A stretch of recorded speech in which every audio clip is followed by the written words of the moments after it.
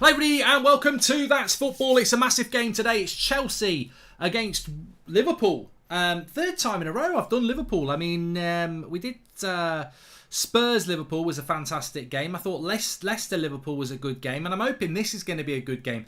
Well, look, the title race is not over yet. I think people who say the title race is over, you're probably going to be right. Yeah, I agree with you. But it's not over yet, and I think if anybody's going to really compete for the title, I personally think it has to be Liverpool. But Chelsea have a massive opportunity today. Players out are probably what it's all about. Hello says Arsenal were robbed yesterday. I do want to talk about that. I think, you know, whether they were robbed or not, they left their door open. You know, they did. That chance for Martinelli, you know, Xhaka on the penalty, I think could have done a little bit better. He was a bit stupid. I thought Gabriel was unlucky to get sent off, especially considering the first yellow card he got was for some Man City player pushing him into the referee. But look, big day. Lots of big stories around and a very big game, and a very welcome and happy new year to you all, by the way. This is the first watch-along of hopefully many this season on That's Football. So please do subscribe, and what a way to start off. And also just a little bit of a pointer. Spurs against Arsenal in 2 weeks' time. Can't wait for that. Massive game that's going to be. And the FA Cup games next week, which we'll have a look about as well. But look, let's go straight into the team news. Chelsea, no Lukaku. But in fact, let's not. Let's give you the full times from the other games. Brentford have beaten Villa 2-1. That's a big result. Villa now starting to lose under Gerrard. I don't know whether he was actually there today.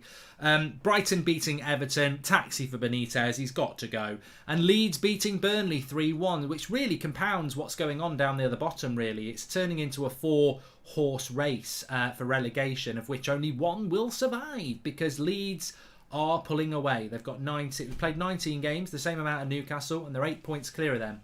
So it's looking like Watford, Burnley, Newcastle and Norwich. And to be honest with you, I don't think Burnley will go down. So it could be Watford, Newcastle and Norwich going down, maybe. We'll see. But a big win for Leeds. I don't think Burnley will go down, to be honest with you. But we'll see what happens. Anyway, you're all very welcome. I've just realised I've got to put a tweet out. So let me just do that. Then we'll go through the team news. But Lukaku has been dropped. Liverpool also missing players because of COVID. Matip and Alisson amongst those. So I'm excited about this game. We'll look about the league context in a minute. And your thoughts as well. But let me just whack this tweet out, which I think I've just done. Yabba dabba doo. Thank you very much. Obviously, no Jurgen Klopp at this game as well. So it's all about the people missing, really. It's all about people missing. We know that obviously Lukaku been dropped. I think that's the right thing to say. Without a shadow of a doubt, I think that is correct. And also no Jurgen Klopp. We've spoken about that. And no, we'll go back to that in a minute as well. Just getting some news about United coming through, which is not for here. No Lukaku, which first of all I think we need to discuss. Does anybody actually think that Romelu Lukaku should be playing in this game? And it shouldn't have 57 minutes on it. That's just the timer.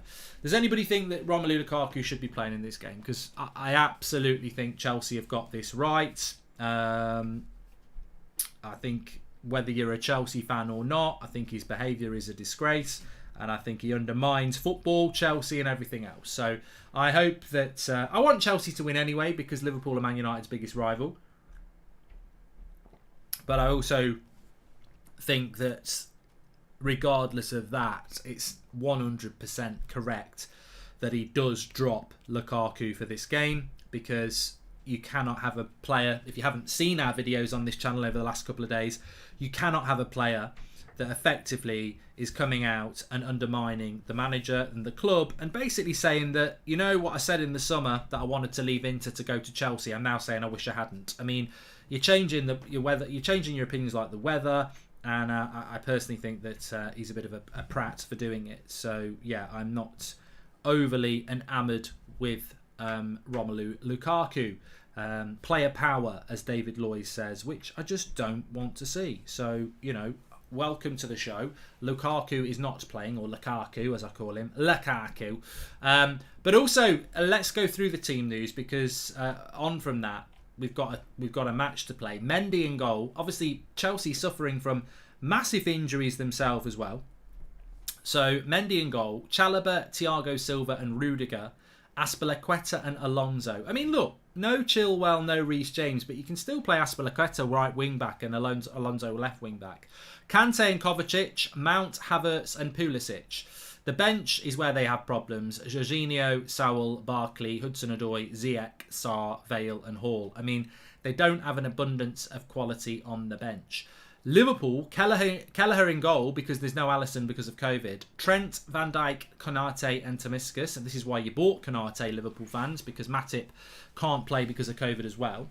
Henderson, Fabinho and Milner as your midfield. And then Salah, Jota and Mane as your attack, with Keita, Gomez, Adrian, Oxlade-Chamberlain, Jones, Beck, Williams, Morton and Philhau. So a few, and also, more importantly, the manager, Jurgen Klopp, not available today for Liverpool. So which way do you think this game's going to go?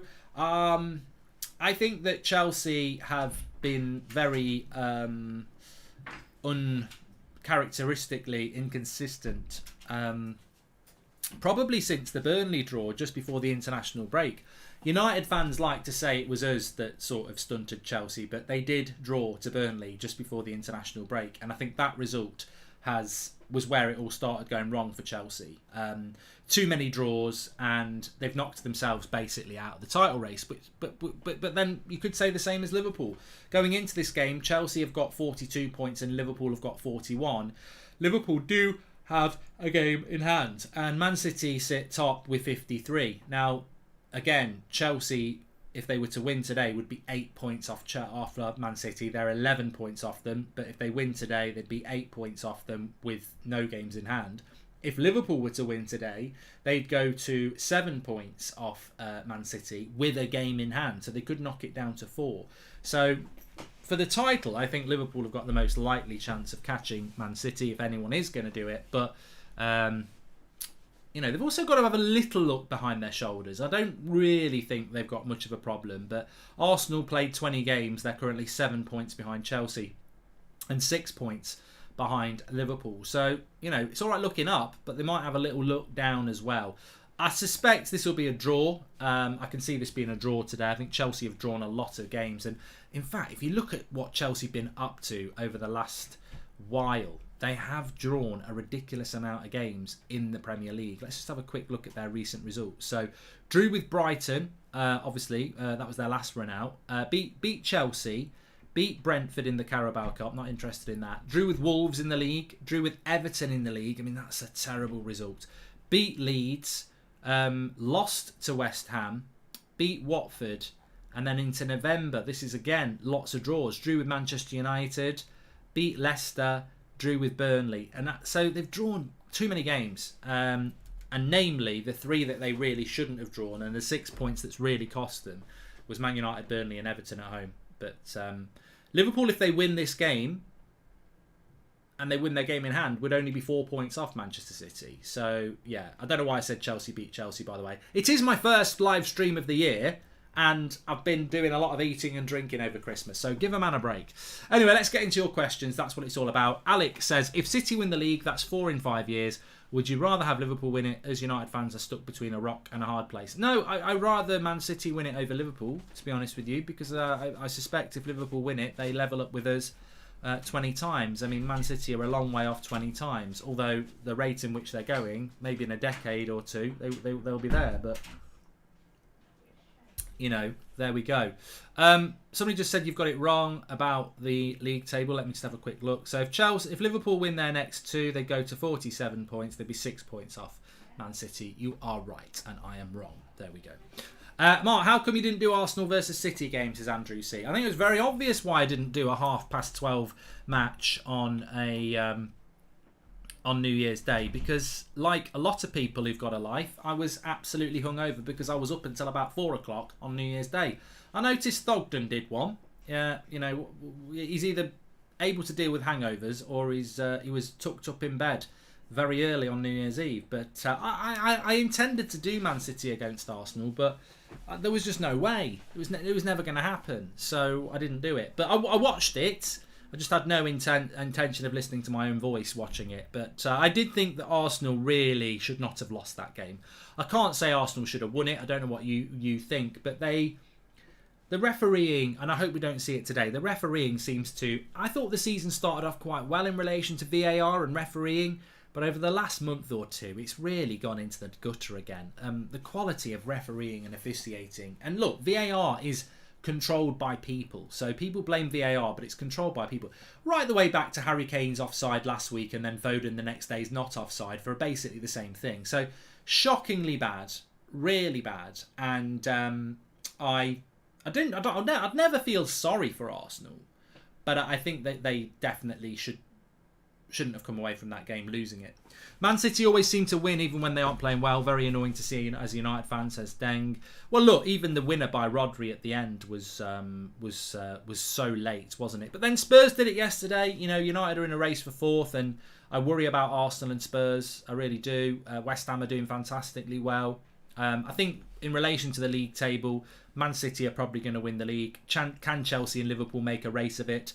I think those three teams will get top four. And then the race for fourth place is Arsenal, Manchester United, West Ham and Spurs. And that's it. I don't see Brighton or Wolves or Leicester or Palace or anybody else getting anywhere near the top four race. I don't. I think it's Man United, Arsenal, West Ham and Spurs. And the bottom four, I think Watford, Burnley, Newcastle and Norwich, three of them go down as well. So could be an interesting relegation battle, an interesting race for top four, and a quite straightforward run to the title for Man City. I mean, I don't know whether anyone else has looked at this, but Man City's next few league games, Chelsea, Southampton, and then they've got Brentford and Norwich. So if Chelsea don't beat them, and it's at the Etihad in a couple of weeks' time, then I think it's curtains. It's curtains for the Premier League. They'll win it. But Chelsea, again, we've got a fantastic weekend coming up that weekend. I think it's Chelsea against Arsenal 2 weeks yesterday. No, sorry, Chelsea visit the Etihad 2 weeks yesterday. And then on the... Let me just confirm this. I don't want to give a wrong bit of information. Yeah, it's Spurs against Arsenal on the Sunday. So Chelsea, Man City on the Saturday in 2 weeks, and then Arsenal against Spurs on the Sunday. So it's a very big weekend. I've got to say, I'm very, very much looking forward to it. Some big games this week as well. Thursday we've got the Carabao Cup first. Is there one leg or two? I don't know why they have two legs. Arsenal Liverpool on Thursday night, and is it Chelsea Spurs on Wednesday night? So lots to get involved in, and very much looking forward to getting the football back. Would City still be a force without Pep, says Alec? Well, I think when Pep leaves City, a lot of people are hopeful that that'll be the end of the City reign. Man City are so intrinsically linked to the Pep style of play, it's very difficult to see what would happen. English refs are poor. They are on VAR, says Lulu. Okay, Mark, did you know Man City never lost the UEFA Super Cup final, says Rosie, and Chelsea versus Spurs the week after that as well. Why is the Liverpool Arsenal game not on next week? Anyone know?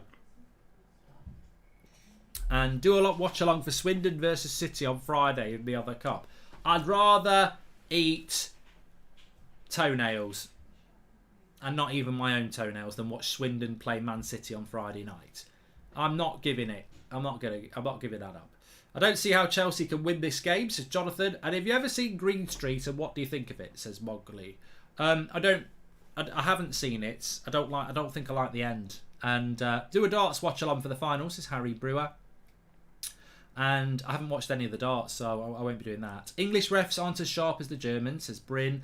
And what do you think about Benitez? Taxi for Benitez. Taxi. I've got a Spanish manager for you. He is Spanish, isn't he? Rafa Benitez. Look, very quickly on that one. Everton should have sacked him a month ago. Everton have not reacted like they should have done, and it's cost them. There was an opportunity to sack him a month ago. They haven't taken it, and I doubt it, but they could get pulled into a relegation battle. But there you go. Is Burnley going down with Deitch, says 21st Incoming. And Germany... Sorry, I need to write a couple of things down here. I've got to remind myself about some things. New year, and I've got a few things I need to do. I don't think Burnley will go down, Mike. I just don't. And Benitez was finished 5 years ago. Finally, Pulisic is playing in his desired position. Says Tiny. What's the story with Timo Werner? Is he one of the injured players for Chelsea? Because I was quite surprised that he's not playing today. But obviously, not being a Chelsea avid follower, I wasn't too sure on the situation, and he's not on the bench. So I presume he's one of those players that's injured or COVID. But no Timo Werner.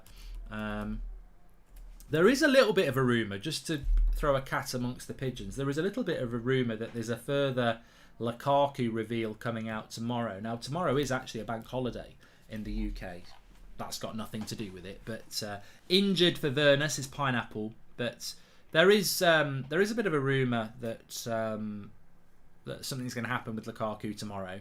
Lukaku's not on the bench for Chelsea, and he is fully fit. I was reading something today that Chelsea expect this to blow over, but felt it was the right thing to do to not involve Lukaku today.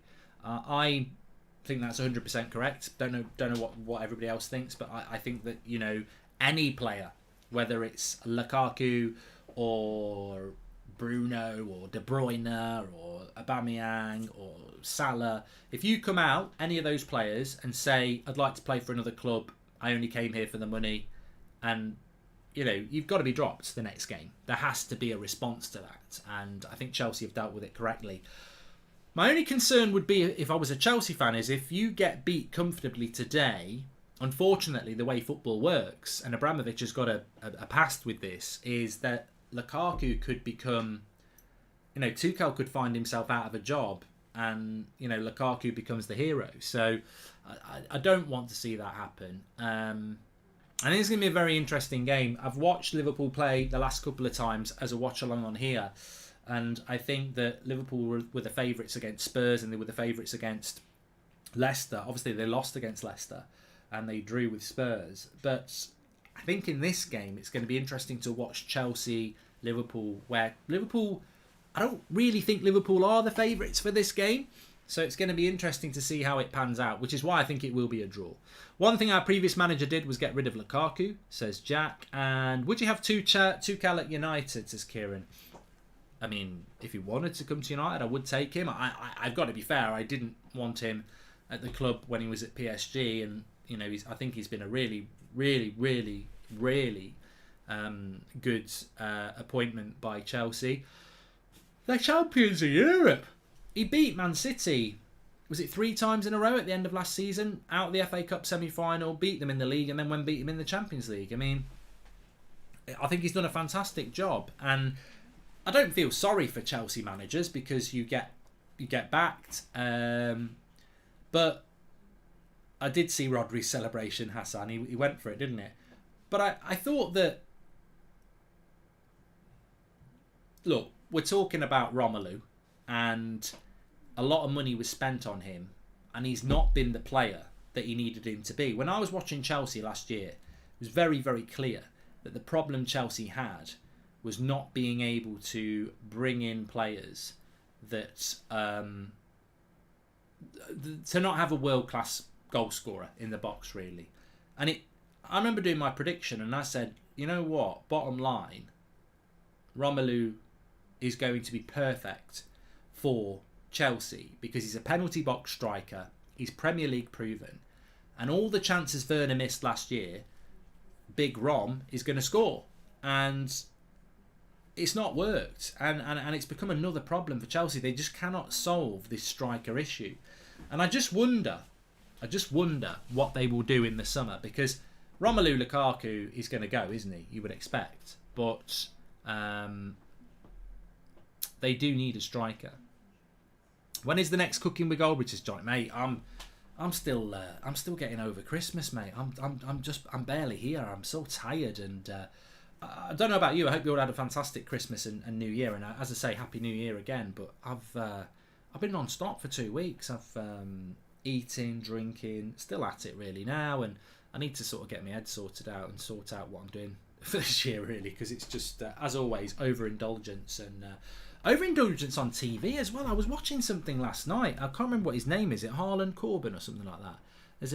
I really watched a couple of his dramas in lockdown, and there's a new one out. I think it's trending number 2 on Netflix. There was the Harry Potter thing last night, Cobra Kai, Witcher's been out, the Book of Boba Fett. There's just so much good TV to watch at the moment, and Afterlife's coming out, The Sinner this month. There's so much good TV at the moment. So overindulgence bridge, that's what I've been doing: eating, drinking, watching TV, and fantastic. And I'll be continuing. I don't know how we got onto that, but I'll be continuing that for a little while yet. And yes, what's for tea tonight? You know what I'm gonna have tonight? I've not had any over Christmas, and I love it.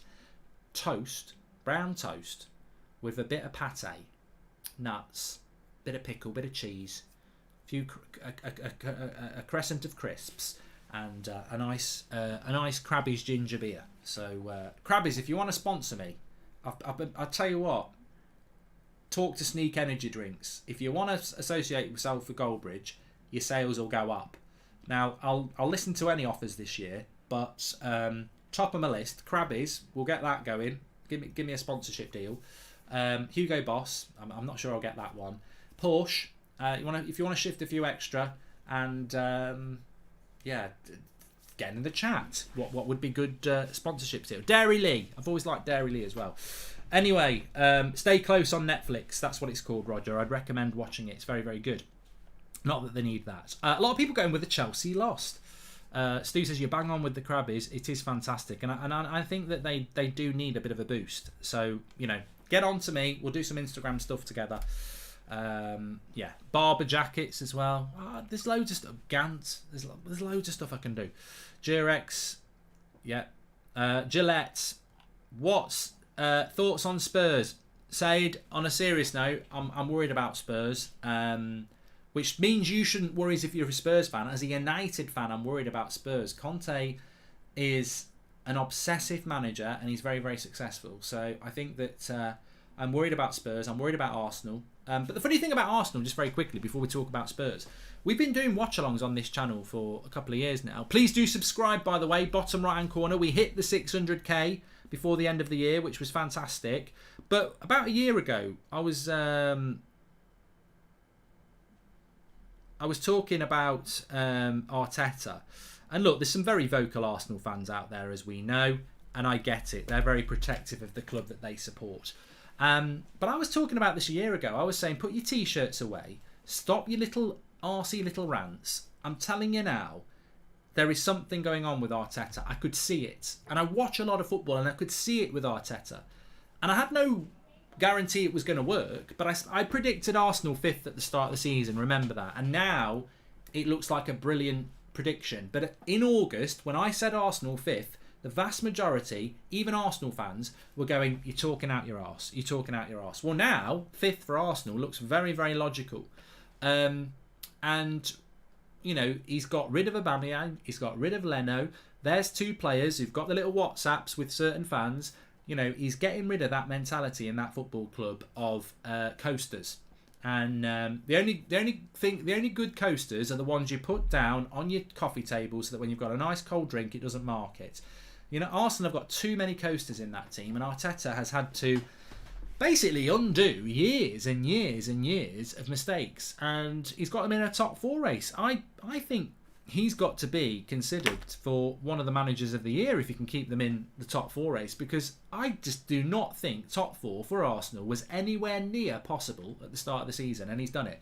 In relation to Spurs, again, I don't think, I said it in the summer, I said Nuno's a bloody joke of a signing, and they corrected that joke very, very quickly. If Spurs had got Conte in the summer, I would have said to you, I think they've got a good chance at top 4, because Conte is a winner. But they didn't have Conte in the summer. What he has done is come into that Spurs team, and it's like night and day what they were like under Nuno. So Spurs, no European football, just like Arsenal. That means they can focus on the Premier League and the FA Cup if they want to. They're going head to head with each other. I think it's a very dangerous situation for Manchester United. Do you think if Arsenal sign a midfielder and striker in January, they get top 4? I think the January transfer window, Kyle, applause to you there. I think the January transfer window, this is huge for Spurs, Arsenal and United. And, you know, it's embarrassing, really. All respect to Spurs and Arsenal and West Ham. But it's embarrassing that United have got themselves into a situation where, let's be honest with you, let's be having you. Let's go, old Delia. Where are you? Let's be having you. It's embarrassing that Manchester United, under the previous manager, at the start of the season, it was nailed on who the top 4 was going to be. City, Liverpool, Chelsea and United. And United have opened the door. And teams are going, we'll have a bit of that. We'll have a bit of that. So the race is on. Anyway, we're here to watch Chelsea against Liverpool. I think this is going to be a really interesting game. No Klopp for Liverpool. Does that make a big difference, not having your manager on the touchline? No Romelu Lukaku for our Chelsea. And also no Alisson or Matip for Liverpool. Which way is this game going to go? I personally feel that it will be a draw. But you know what? In this sort of a game, it wouldn't surprise me if Chelsea went and won it 2 or 3-0 or Liverpool went and won it 2 or 3-0. So I'm very, very excited about it. Let's be real. Chelsea need Giroud. Says Chow. Where is Giroud? Did he go to Italy? And Alisson is a miss. Well, Keller has done well in the past when he's played. Marquis says Jug. Thank you very much. Nearly got 10,000 watching already, so please share the video and make sure you subscribe. Bottom right hand corner. Remember, big year 2022 for football, and obviously last year we did all of the Euros. He's at AC Milan, Giroud. Thanks everyone in the chat. We did the Euros last summer. Remember, this year we'll be doing the World Cup. World Cup in late November into 18th of December. I mention that purposely because most of you will have just experienced Christmas. Imagine what it's going to be like next Christmas with the World Cup final going on and the semi-finals and the quarter-finals all around early December when you're opening your calendar and getting excited for Christmas. It's going to be a weird vibe. It really is. But we're getting close to 602,000, by the way, so we're only 300 away. So please subscribe, bottom right-hand corner. Make it a New Year's resolution. Get involved with That's Football. Everybody's welcome. Lots of stuff going on the channel, so you're very, very welcome here. Got the timer ready. Timer will be up on the screen when this starts. I'm excited about this game. Been looking forward to it. As I said, I did want to do Man City Arsenal yesterday, but I had a very bad headache, which was self-induced from... I nearly said alcohol absorption from drinking too much on New Year's Eve. So yes, apologies for that one, but it is what it is. I did what I did. I drank what I drank. But I'm here for Chelsea against Liverpool. So smash a like on the video, click that share button and get involved. I fancy Brentford to stay the next season as well, says Christian. Very difficult to say. I think Brentford have done fantastically well. I certainly think they're going to stay up, and I predicted they would go down. I even thought they were going to go down when they were doing very well. I think they had a little bit of a slip, but they're doing really, really well. Brighton, I tell you what, big shout out to Brighton. What a performance again, and they were brilliant against Chelsea the other night. What a fantastic team. And, you know, I'm going to make it my thing to keep saying this. Somebody, and I point towards Everton here, go and give him a chance. All we're saying is give him a chance. Give Potter a chance. Well, Aspilicueta's gone down here. He's got yellow carded Mane, and straight away. Would you like to see Scotland in the World Cup, says Megan. I'm not going to get involved in that. Oh, that's a red. That's a red for Mane. That is for me. That is a red. That's a red. That's a red for Mane.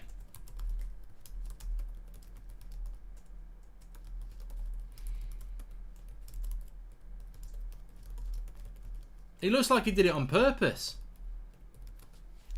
I think he's led with his elbow. I think it, you know, look at his eye. I really do think he's done that on purpose. I think he's moved that. But it's never a red. I think I'm in the minority. But I think it looked like he actually went like that. But it's not a red, it's a yellow. But welcome to That's Football. Controversial opinion. guaranteed. So he got a yellow anyway. I mean, you don't. Tuchel's not very happy. You don't want somebody being sent off in the first minute of a game like this. But what you do want is a bit of passion. We want a bit of passion, and we've certainly got it. Lovely ball inside there, but Trent's read it. Everything is boring to me except your channel, says Daryl. Thank you very much. Good high tempo start to this game. So yeah, it was basically first 20 seconds. Ball goes out to the right hand side. It's about so high, and Mane just basically puts his elbow sort of. I think he does lead with it a little bit, but yellow card given, and VAR's obviously had a look. But there's a few tasty little tackles going in here. It's obviously an important high tempo start here from Chelsea. Any ideas how Ralph will use Pogba for the next 5 months?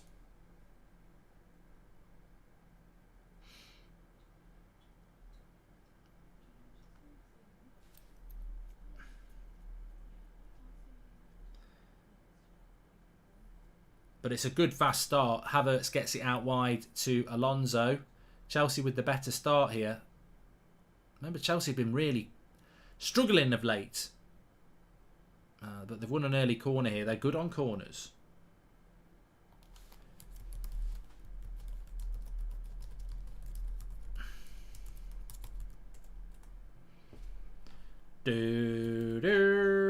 Any ideas how Ralph will use Pogba for the next 5 months? I've got no ideas, Chiri. Got no ideas at all. Some would say in general. So, early corner for Chelsea here. Mason Mount goes short. Not sure that's a good idea. And Alonso messes up the cross. When do players leave for the AFCON? I think it's after this one. Yeah. I think this is the last game to go, actually.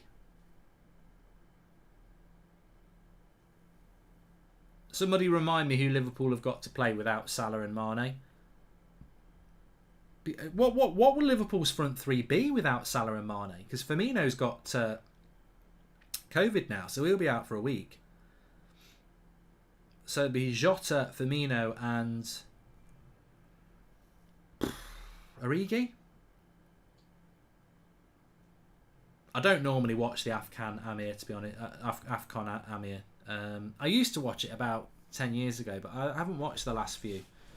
Thoughts on Kovacic, Bono? Bono. I do like Kovacic. I've always liked Kovacic. I think he's a little bit underrated, but I do like him.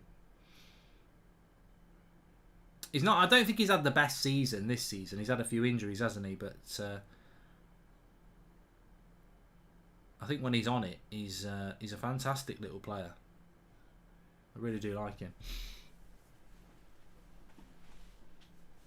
I don't think Liverpool's fixtures are too bad without Mane and Salah, because I think they'll be back sort of late January. They've got the they won't. I don't think they're playing in the Carabao Cup, so that's good news for Arsenal. Shrewsbury. Then they've got Arsenal on the 13th. And then they've got Brentford home and Palace away. Palace away might be difficult, but I mean Brentford at home might be difficult, to be fair. Minamino could play, says Chris. Very high energy game at the moment, but Konate comes across.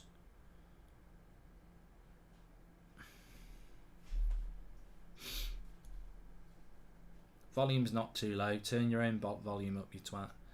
Oh, big chance for Salah! And it's a good save by Mendy. Just one ball. One ball is all it takes. Opportunities. It was one ball there, but lovely play between Kante and Kovacic here. So, very good start, and it's a good save by Mendy, as Oyshen says. And now it's Mason Mount in behind Konate. And he looks to get the shot off, but Konate does very, very well. And then Henderson clears it. But a good pace to this game. And then Kovacic makes the tackle. Hope it's a draw, says Jack, who may be a Man City fan. I think it will be a draw.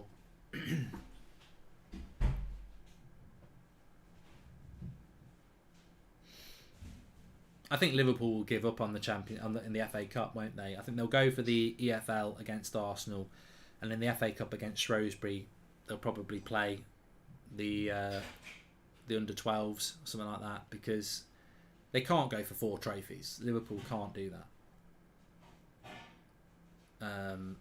You know, and Champions League, the League, the Carabao Cup and the FA Cup. What's the point? Dan James scored for Leeds today, says Paula. I didn't check the scorers. I saw they won 3-1. Burnley. But I'm enjoying the start to this game. It's very intense. He's in! Oh, great save by Kelleher. What has he done there, Pulisic? He gets in. He tries to round the keeper. And Liverpool's new keeper saving the day already.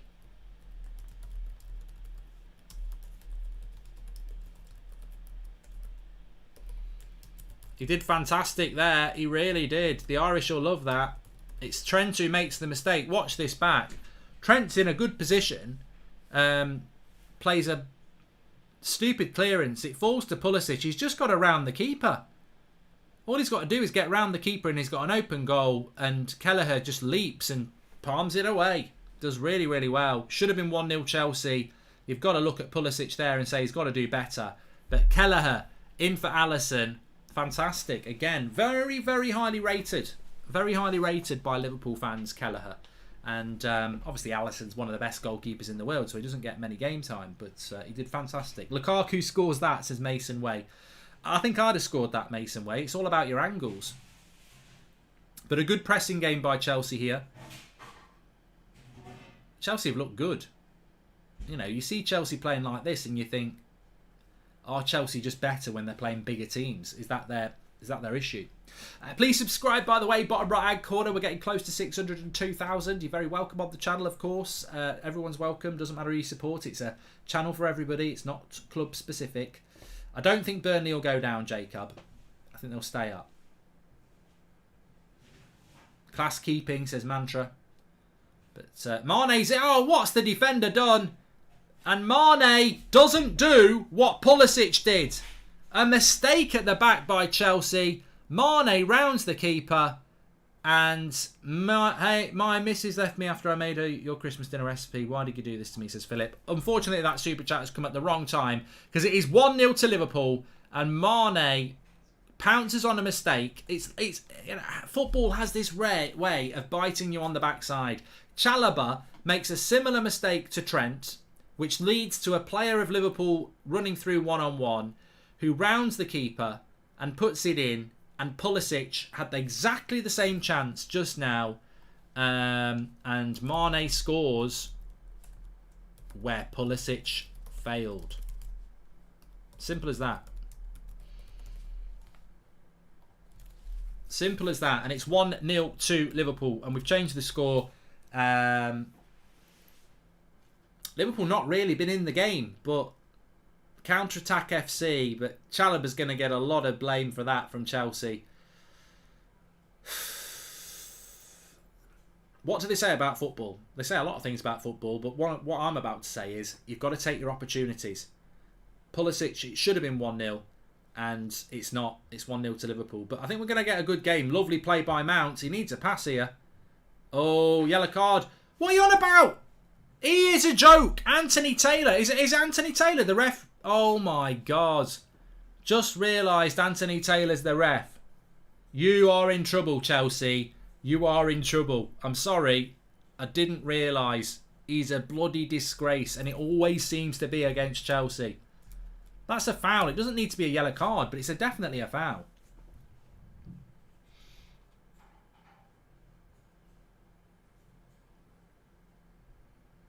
Anyway. Goes back to Kelleher.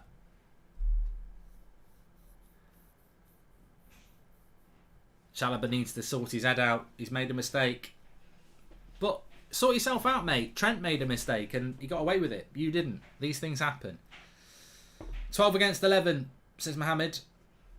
I didn't realise Anthony Taylor was the ref, which is surprising, really, because every time he comes onto the screen, I'm blinded by the shine. But Chelsea have started off very well. Here's Kovacic. Lovely ball out wide. Aspilicueta can't keep it in. So it's not a good ball, actually. I don't rate Anthony Taylor. The only positive thing I'd say about Anthony Taylor is he dealt with the Eriksen thing well in the Euros, but for me, he is the crappiest ref. And I still think Mane is a little bit lucky, although he doesn't elbow him. He doesn't actually elbow him. So I think yellow card's right.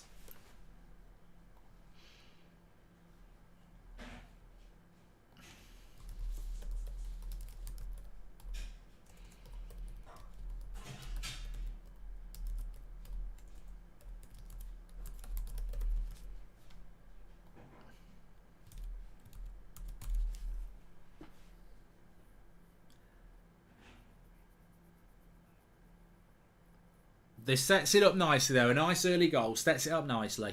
Oh yeah. Number 10 is Pulisic, not Mount. Sorry, I'm not a Chelsea fan.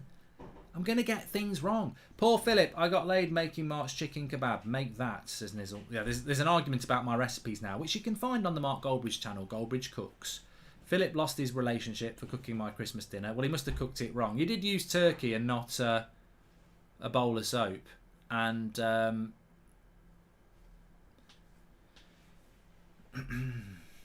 lots of people saying Arsenal got robbed yesterday. I don't think you did get robbed, you know. I think you're unlucky, and I think some referees are very poor. But if Martinelli scores that chance, you don't lose that game. That's not on the ref, is it? So you shouldn't have lost the game, though. You shouldn't have lost the game. Everything's going Man City's way at the moment. Oh, nearly a lovely ball over the top to Alonso. That's a good point here from Jonathan23S. He says, has Salah actually touched the ball yet? Quiet performance from Salah so far. But Mane's only been in the game because he reacted to a mistake. Liverpool, creativity-wise, have not really created anything. I was very surprised with Liverpool against Leicester. That Leicester goal happened with half an hour of the game left to go, and there was never really a Liverpool response to that. So, Mark, Arteta and Arsenal are getting more praise for nearly drawing City than Ollie got for actually beating them several times. Oh, Andrew, don't talk to me about the previous manager. There's no relevancy to it. At least Arteta's actually the manager of Arsenal at the moment. I'm not bothered. Praise schmaze as well. Praise doesn't mean anything, you know.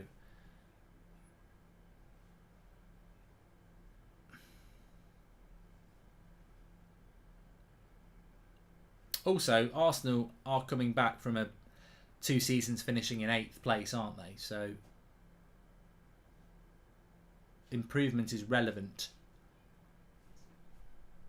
Can Chelsea get back into this game, though? 1-0 down to Liverpool early on. Kante working hard. Pulisic is a flop, says Christian. Wow, interesting. Kante puts the cross in. And it's cleared away.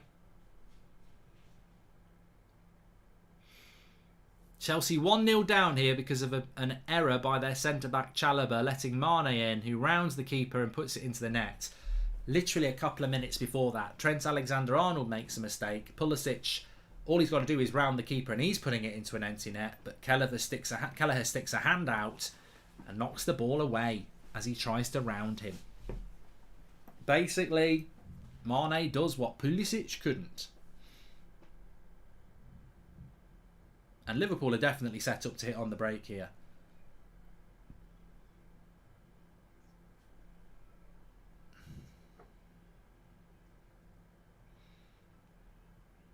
Nice ball out to Azpilicueta from Chelsea. Cuts it back. Here is Mason Mount. Good block by Milner. Corner. Chelsea's playing better, says Berg. Yes, definitely playing better, but not leading the game. And Liverpool at the moment will be quite happy. They do need to get more into the game though, Liverpool. I don't think you can play like this for 90 minutes and expect to win the game. But as I said, the warning signs were there with Liverpool against Leicester. I thought they were poor. Thoughts on Twansebi loan to Napoli and Ethan Laird loan to Bournemouth, says My Big Melons. I think both of them have corners cleared away. I think both of them have enhanced their loans. Twansebi was not getting any game time for Villa. And oh, hold on. Might be something going on here.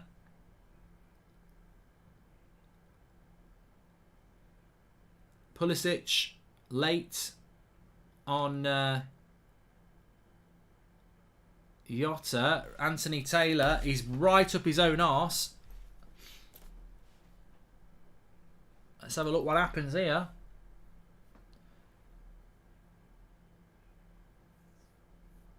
Wow, he might be in trouble here, Pulisic. Nah, he gets the ball. That'll never be anything more than a yellow for me. Be a yellow card. Yellow card for Pulisic, and that's the right decision. Because he's cleared the ball way before he hits the player. There's too big a gap afterwards to give him a red. So yellow card to Pulisic we play on.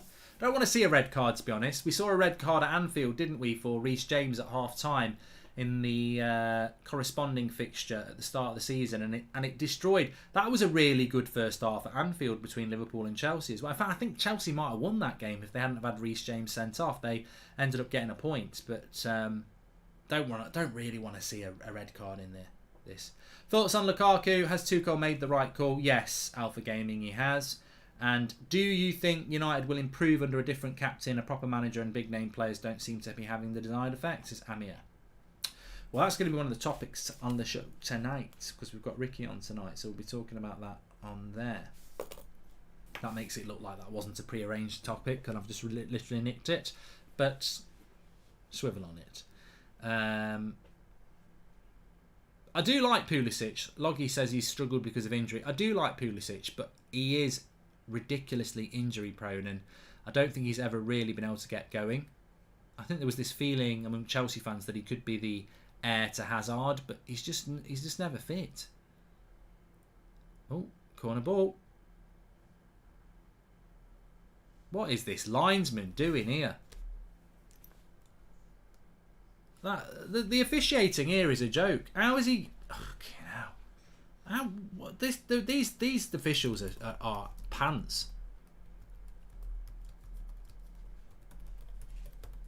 They're really bad. I mean, how's that just not a corner to Chelsea? Oh, he's pushed him. He's pushed the ref. I mean, I don't know. Everyone says it's just another week. It's just going to be one of them weekends, isn't it, of crap officiating. I dread to think what might happen tomorrow for United against Wolves. Hopefully it'll go our way. Here's a few super chats. Do you think Ollie deserved credit for getting rid of Lukaku? And if Rooney somehow derby County up, would you be opposed? I don't want Rooney as United manager, lady of the night. Everyone says Klopp and Pep don't change their tactics to match other teams. Shaw looks like Klopp is playing counter-attacking to me, says Sean Atwood, definitely. But I think that Sir Alex Ferguson didn't really used to change his tactics, but he did against teams that he respected. Like Arsenal, we would play a very different way, to be fair. So I think that Klopp changing his tactics away to Chelsea, away from home, there's nothing wrong with that. They're away from home against the European champions and one of the best teams in the world. So 95% of Liverpool's games they won't change tactics, and they're on the break again, and he could have slid Mane in, but he didn't, and Kante's having a good game, and Chelsea clear it away. Alisson's got COVID, Shub. Alisson and Matip have got COVID. In fact, I think 3 of them have got COVID. I don't know who the other one is. Oh, good to see you in a bit. Yeah. Not yet. Lars says, you criticised Ollie. Ollie changes his tactics against bloody Burnley, mate. I can explain it and clever people will realise it straight away. Or there's people like La who are thick and have to have it spelt out for them. Like the previous manager of Manchester United used to change his tactics because he was scared of everybody. Watford, Burnley, it didn't matter. Jurgen Klopp playing counter-attacking football away to Chelsea as a one-off. I ain't got a problem with it. That's elite coaching. That's showing respect to Chelsea. He won't go away to bloody Watford and do it, will he?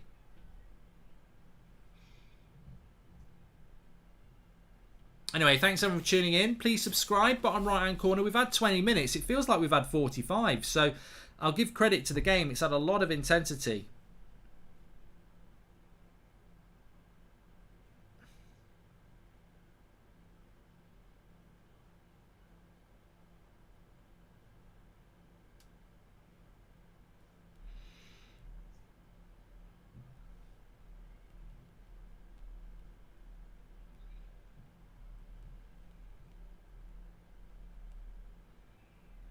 Catch a thorn to my richer.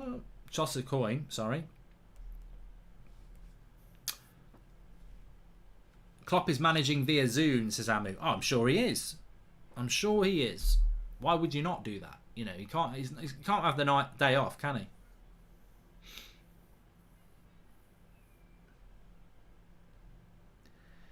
He's got a job to do.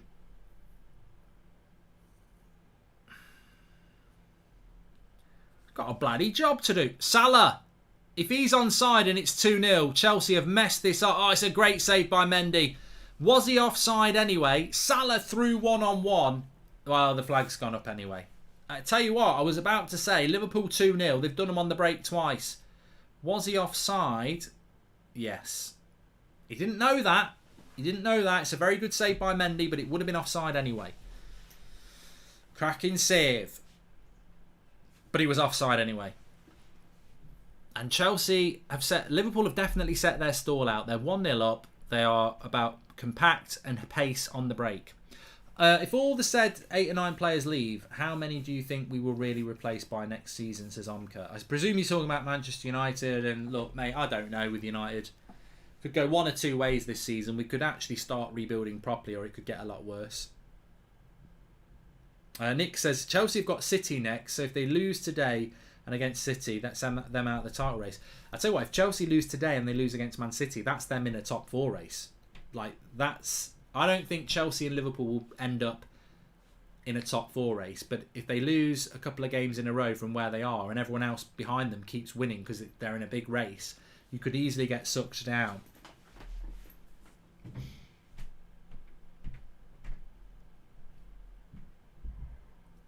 Chelsea's defence hasn't been good recently, says Alpha Gaming. Well, I'm trying to think. Have Chelsea conceded more than 2 goals in a game recently? I think their defence is still one of the best in the league with Manchester City, from what I remember, because I was doing the preview for Wolves quite recently, and so they've conceded 15 goals, Chelsea. And Man City have conceded 13. And Liverpool have conceded 16. So, head and shoulders the best. Apart from Wolves. Wolves have only conceded 14 goals all season. They've nearly got the best defence in the league, Wolves. They've only scored 13 as well. Which is why they're not in the top area. Anyway, Liverpool with a corner here. A couple of chances for Liverpool. They're doing a little bit better here. I think thoughts on the Arsenal game yesterday. They shouldn't have lost the game, but I think they almost were architects of their own downfall as well. I think the penalty, whilst I thought it was a bit soft, it was also a bit naive. Zayn Miassi says goal. Thank you very much, Zayn. I'm interested to see what Zayn thought about yesterday without being blinkered. But yeah, I thought the penalty was preventable. Martinelli should have scored. I thought the officiating was poor. Corner to Liverpool here. I thought the officiating was poor, but Arsenal have got to game manage it a little bit better. Trent, volley, cleared by Chelsea. I think it'd be a very difficult game tomorrow. A lot of people talking about the Wolves' defence. Some people surprised. Yeah, they've got an amazing defence, Wolves. They've just struggled to score goals. But they're a dangerous opponent. They're a dangerous opponent. They're a dangerous opponent for United tomorrow. I'm looking forward to the game because, you know, beating Burnley, as we've seen, Leeds beat Burnley today. I don't think beating Burnley at times, it was a patchy game. So Wolves tomorrow is going to be a really interesting game for United. I think we'll win, but I think it'll be an impressive win if we do. Salah into the box. What a goal by Mo Salah. That is just world class. Don't go to sleep on Salah. It's absolutely magnificent. That is just world class by Salah.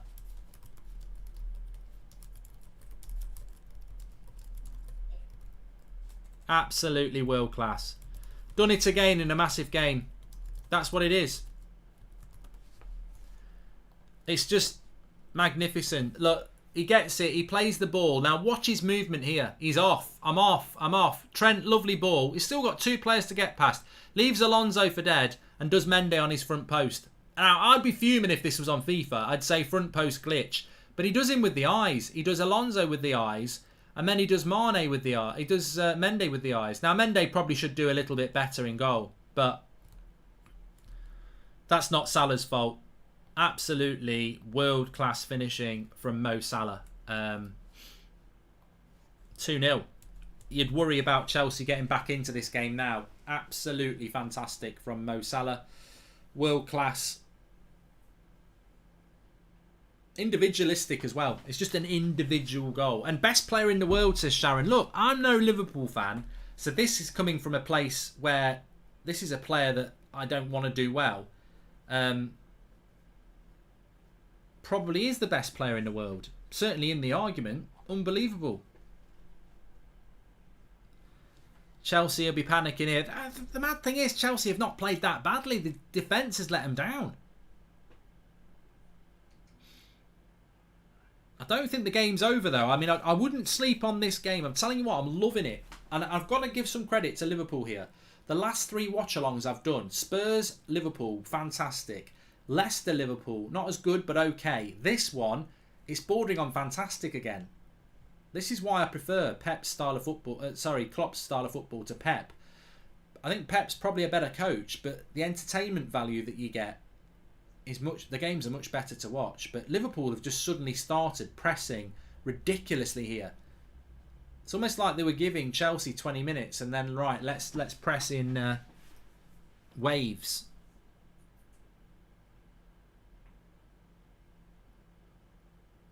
Liverpool have just suddenly gone up. They've gone up a gear here. You can see it.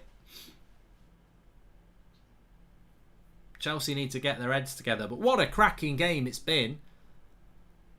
I don't think it's over. I think Chelsea can get back into this. Sherman says Chelsea haven't got any morale. Well, they've got to find some. Man City next for Chelsea. But Liverpool just starting to turn the screw a little bit. What a ball by Jordan Henderson. Oh, Jota should have played that off. Why did he control it? He should have laid that off first time to Mane. Now it's Kante. Nicely into Pulisic. Mason Mount. They are missing a bit of firepower, Chelsea, aren't they? Well done, Romelu.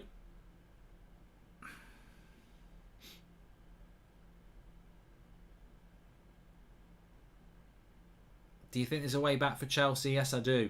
Here's Azpilicueta. Offside.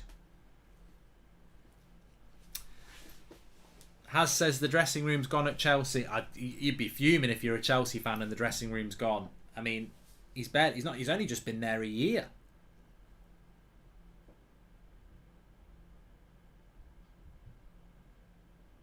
Lovely goal though. Lovely ball by Trent, and then Salah's control and poise and finish. 25 goals and assists this season. Nearly double what the second place Mikel Antonio's got.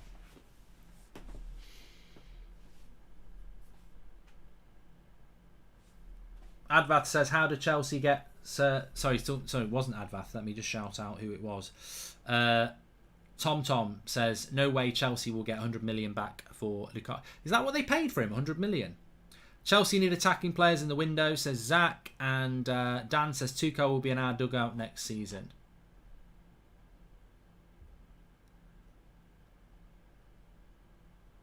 I don't think Tuchel's lost the dressing room at all. Personally. 97.5 million, they'll never get that back. Oh. Mason Mount might be in trouble here.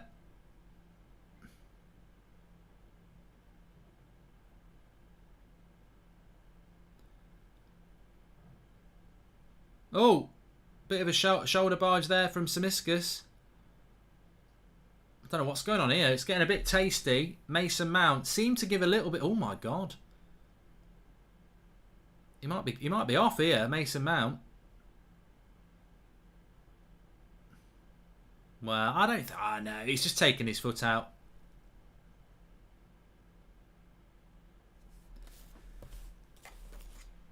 I don't think that's a red.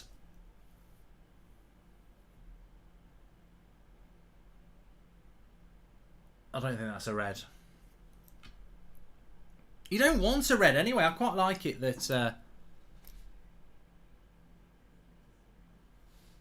Nah, that's never a red. Never a red in my opinion.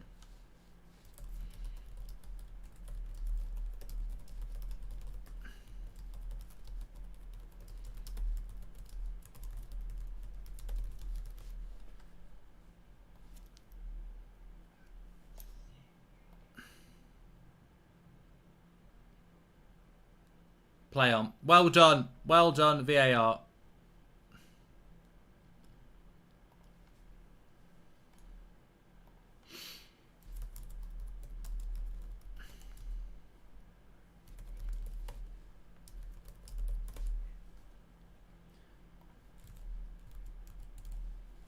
No, I think you're right. I thought they were going to give a red card. I think the way VAR has been and the referees have been recently, I thought they would give a red card. But Chelsea are 2-0 down. To lose a player for that would have been just game over, isn't it? But if it was a red card, I would have said it was a red card. But for me, I don't think it was enough. I don't think Samiskas reacted anywhere near like it should have been. And I quite like the physical edge to this game as well. Jack Lee's right. A red card would ruin the game. I think it was about as much as a red as the Mane one, to be fair. So, but definite frustration from Chelsea, and you know, I've got to say I quite like it. I like a bit of aggression in a game. I like a bit of frustration in a game.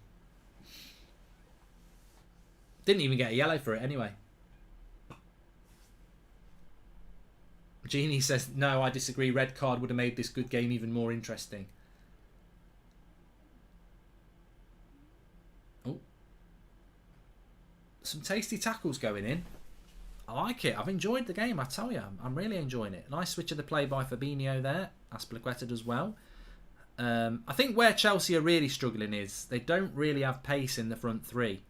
Now, I don't know how quick Hudson-Odoi is, but... they just don't. They're not quick enough in the Pulisic, Mount, Havertz. At least Werner has got a bit of pace about him, hasn't he? They don't have enough pace. Maybe Ziyech could come on. Himanshu says Klopp's football is so fascinating to watch. It has been a fascinating game. I'm not gonna lie.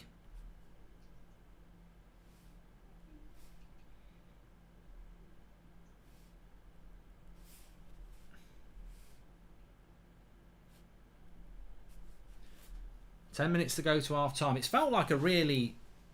Well, I don't think... Rian says that Pulisic is rapid. I don't feel like he looks rapid at all. But Konate is very fast. Can you see Chelsea coming back 3-2? Chelsea for me, says Kyle. I'd tell you what, I'd love to see Chelsea get the next goal. I think... I wouldn't say I'm a neutral because Liverpool are our biggest rival, but... And I can appreciate the quality of Salah's finish, and I can appreciate the fact that Liverpool... deserve to be in front at the moment, but I'd love to see Chelsea come back into it and make a game of it from a footballing point of view. I'm sure Liverpool fans disagree, but it's been fantastic. And there's some really good players out on that pitch as well. Henderson, Konate, Fabinho, Van Dijk, Kante, Jorginho, Silva, and I've not even mentioned Salah and Mane and Trent and Rudiger. It's these are the sort of games you want to watch, and you want it to deliver, and I think it has delivered. 2 goals in the first half an hour. But what I would say is, apart from the chance that Pulisic should have taken, Chelsea haven't really threatened that Liverpool goal enough, have they? Not Jorginho, I meant Kovacic, yes, does he's gaming. But yeah, thanks everyone who's tuning in. Back on That's Football with a watch-along, the first one of the year. And I tell you what, if we can get a lot more like this year, then I'll be very, very happy. Champions League. I'll also be doing the Super Bowl. Oh, Salah. Good tackle by Chalobah. He had to make that, otherwise it could have been... Oh, it's Salah again. Still Salah again. Blocked. Corner. I tell you what, 3-0, it's over. I just saw the 3 advertising boards. 3 and it would have been over. But lazy in the midfield by Chelsea. I mean, almost 3v1 here. Chalobah's got to come across. Does really well.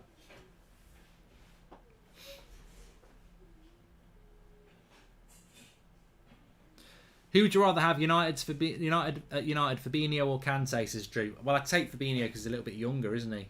And Albert says, Mark, this game makes me depressed and full of pain. How do you deal with your team is losing, says Albert. Plenty of time to go, yeah. I presume you're a Chelsea fan, Albert.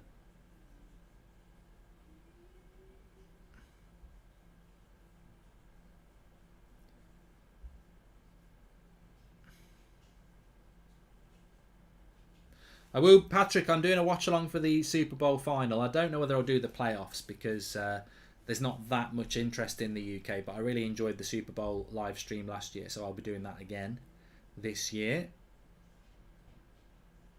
I'll be watching the Championship finals, though. When did the playoffs actually kick off for the NFL? Has the regular season finished yet?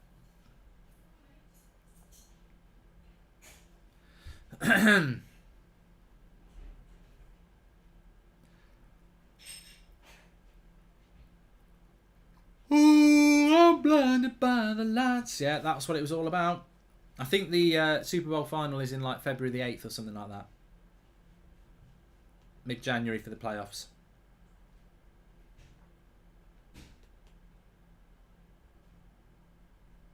Loss for Chelsea is good for Arsenal and United and Spurs, says Kyle.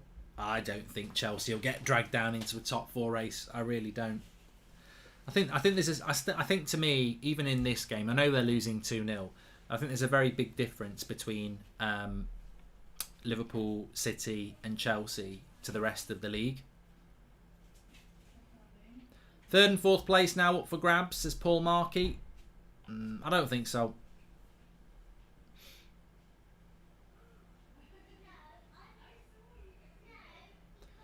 Who scored the goals, says Jack. So 1 for Mane and 1 for Salah. Chelsea versus Tottenham Carabao Cup semi-final on Wednesday night and Arsenal versus Liverpool on Thursday night. We'll be doing both games as watch-alongs on this channel. So make sure you subscribe, bottom right-hand corner. Interesting to see what the lineups are because I feel that these Carabao Cup games are more important for Spurs and Arsenal in the sense that I think they're better prepared for these games than Chelsea and Liverpool are. Chelsea and Liverpool at the moment both struggling for numbers and obviously both will be playing in the Champions League as well, whereas Arsenal and Spurs not playing in Europe, so the Carabao Cup is a big opportunity for them.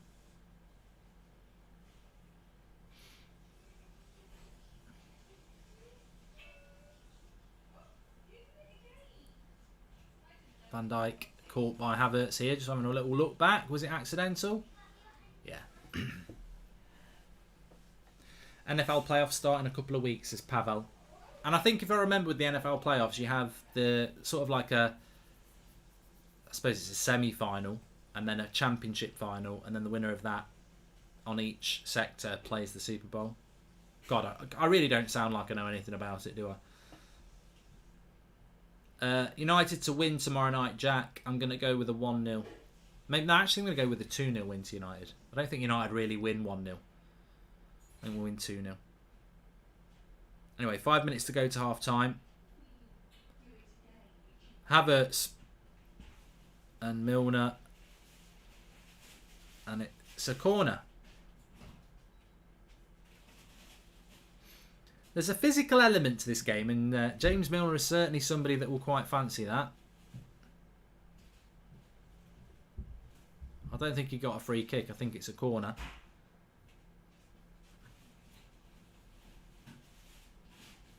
Chelsea could do with one before half-time. Oh, he gave the free kick, actually. He did give the free kick.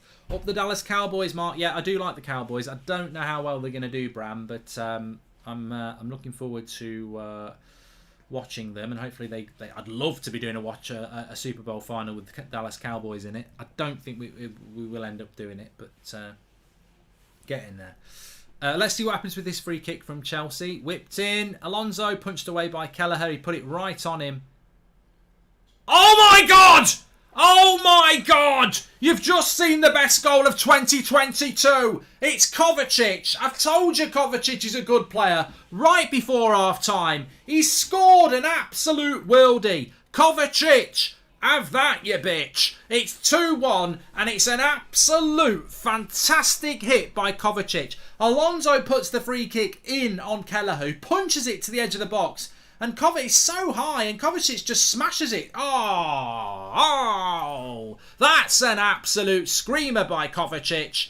You've just had a treat. In off the post as well. Brilliant, absolutely brilliant. You've just witnessed an absolute banger. Kovacic, banger, brilliant. Oh, I like Kovacic anyway. He's just scored an absolute sensational goal. I hope they're not looking at VAR for this. You can't rule this out. What are they trying to rule out here? Don't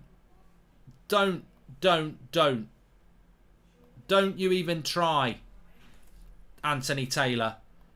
VAR, possible offside. Oh, shut up. For what? No. You're having a bloody laugh. It's in the top corner. Two keepers aren't going to save this. They're having a bloody laugh. Yeah, it's a goal. What are they even looking at that for? Idiots. Swivel on it. Taken away from a worldie, making Chelsea fans think it might not get given. They've checked VAR.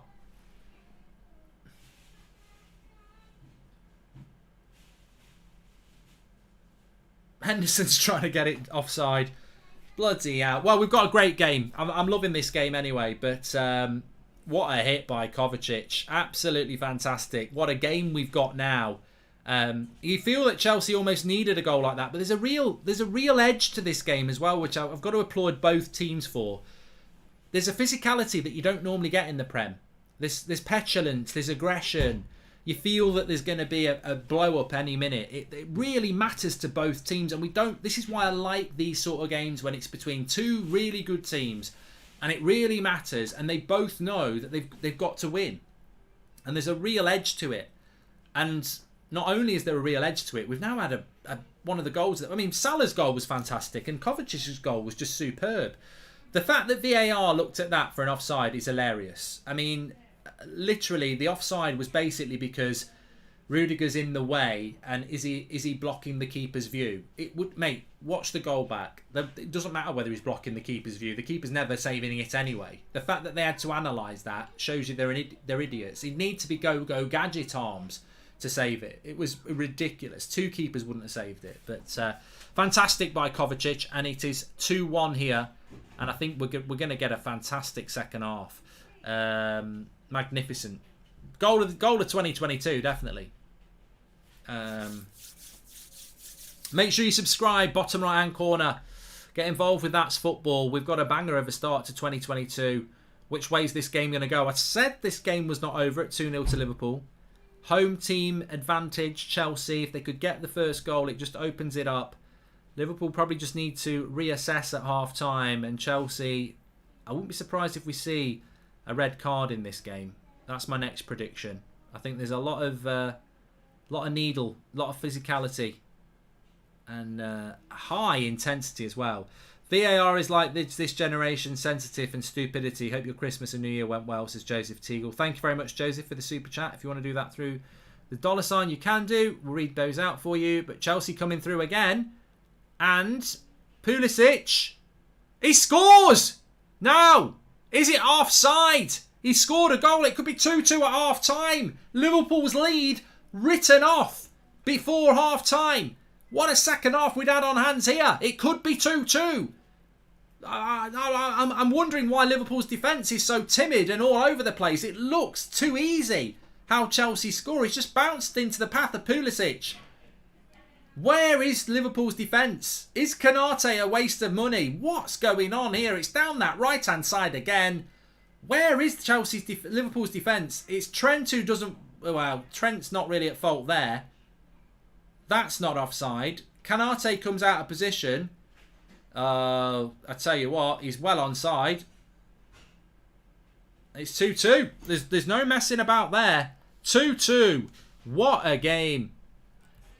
What a half. Oh, this is great. I've loved it. I've loved it. Absolutely loved it. Fair play to both teams. I mean, Liverpool fans are going to be absolutely fuming here. Defensively, that's a bit of a shambles. Trent goes out of position, Konate goes out of position, and Van Dijk can't get across. But it's 2-2. I've got to change the score here. What a half of football.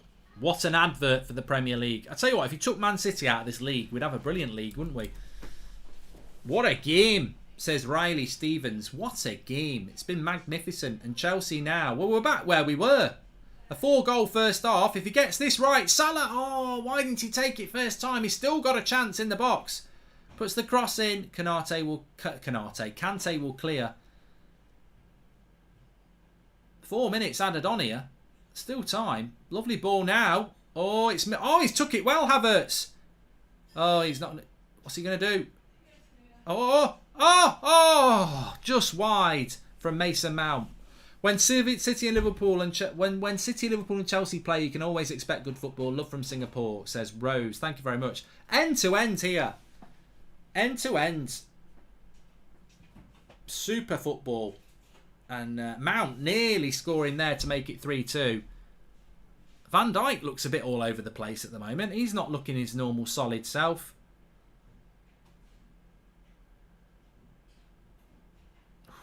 Tell you, what a game. What a game. What's going to happen in the second half? Yeah.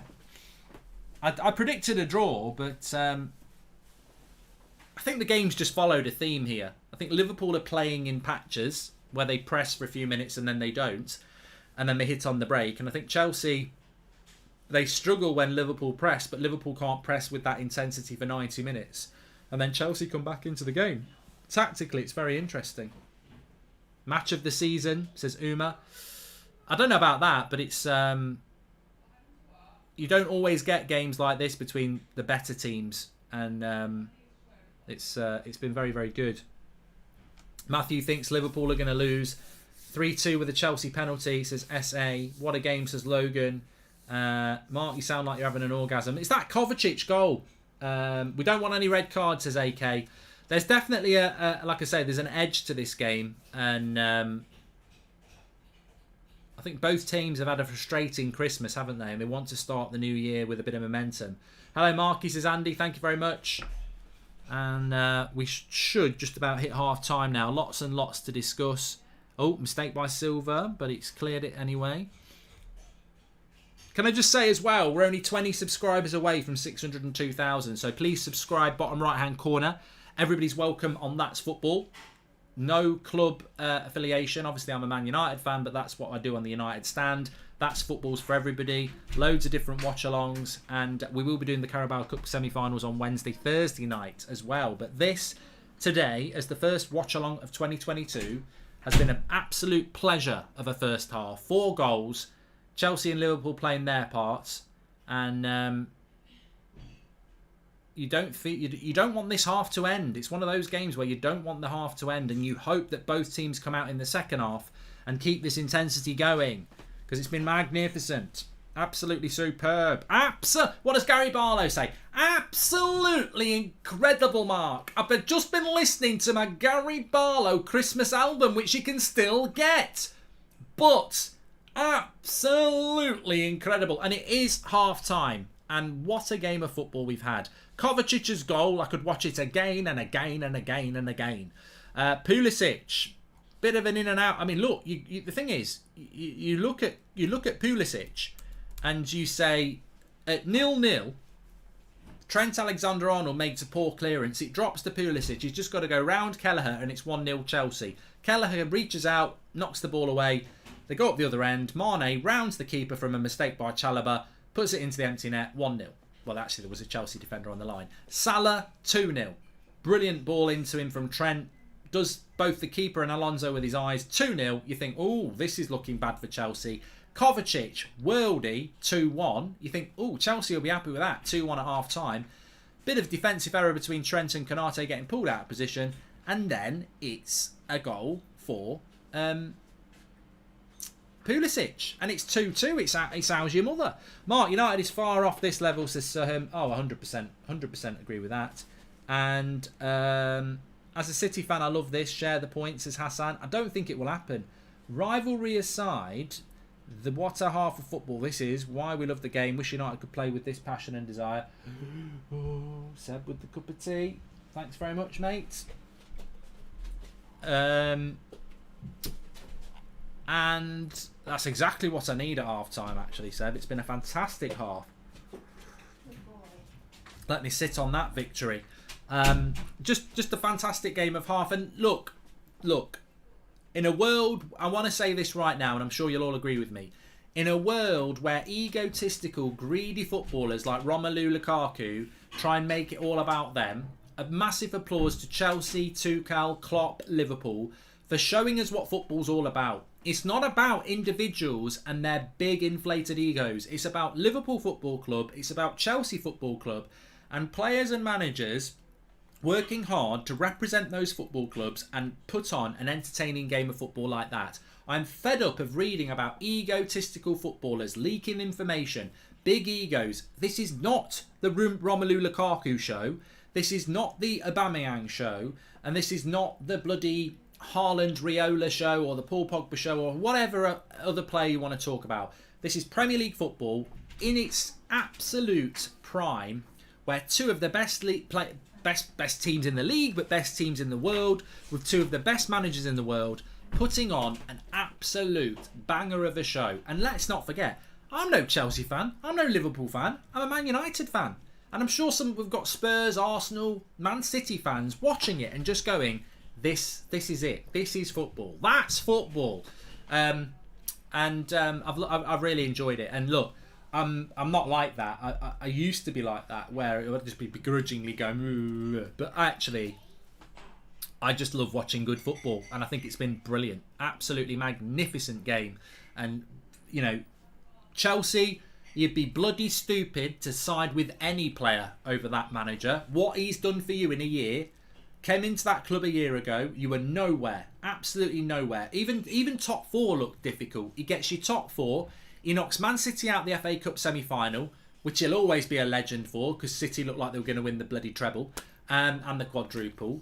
In fact, Man United fans should be thinking about having a statue for Tuchel somewhere, because he stopped City doing the quadruple. He knocked them out the FA Cup and he beat them in the Champions League final. So Tuchel to me is just an amazing. And I never wanted him at United from PSG. I thought he was a bit of a bottle job. So what he's done in a year at Chelsea, I think is sensational. And I think, I don't know what's been going wrong at Chelsea over the last month. I think they've drawn too many games, but fantastic. And I think Liverpool have played their part today as well. I mean, I'm a begrudging fan of Klopp as well. It's funny actually, because Klopp and Tuchel are both influenced by Ranić. But hope you had a good Christmas, Mark, and a happy New Year. Brilliant game of football, by the way, says the Royal Mail X. Thank you very much, pal. Please subscribe. Bottom right-hand corner, we're only 20 subscribers away from 602,000.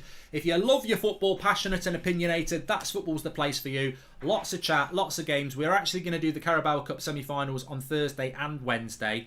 Is it Arsenal, Liverpool and Spurs, Chelsea, I think? Or might have mixed that up. But yeah, we're looking forward to it. And you know what? Thanks for subscribing, Paul Hyde.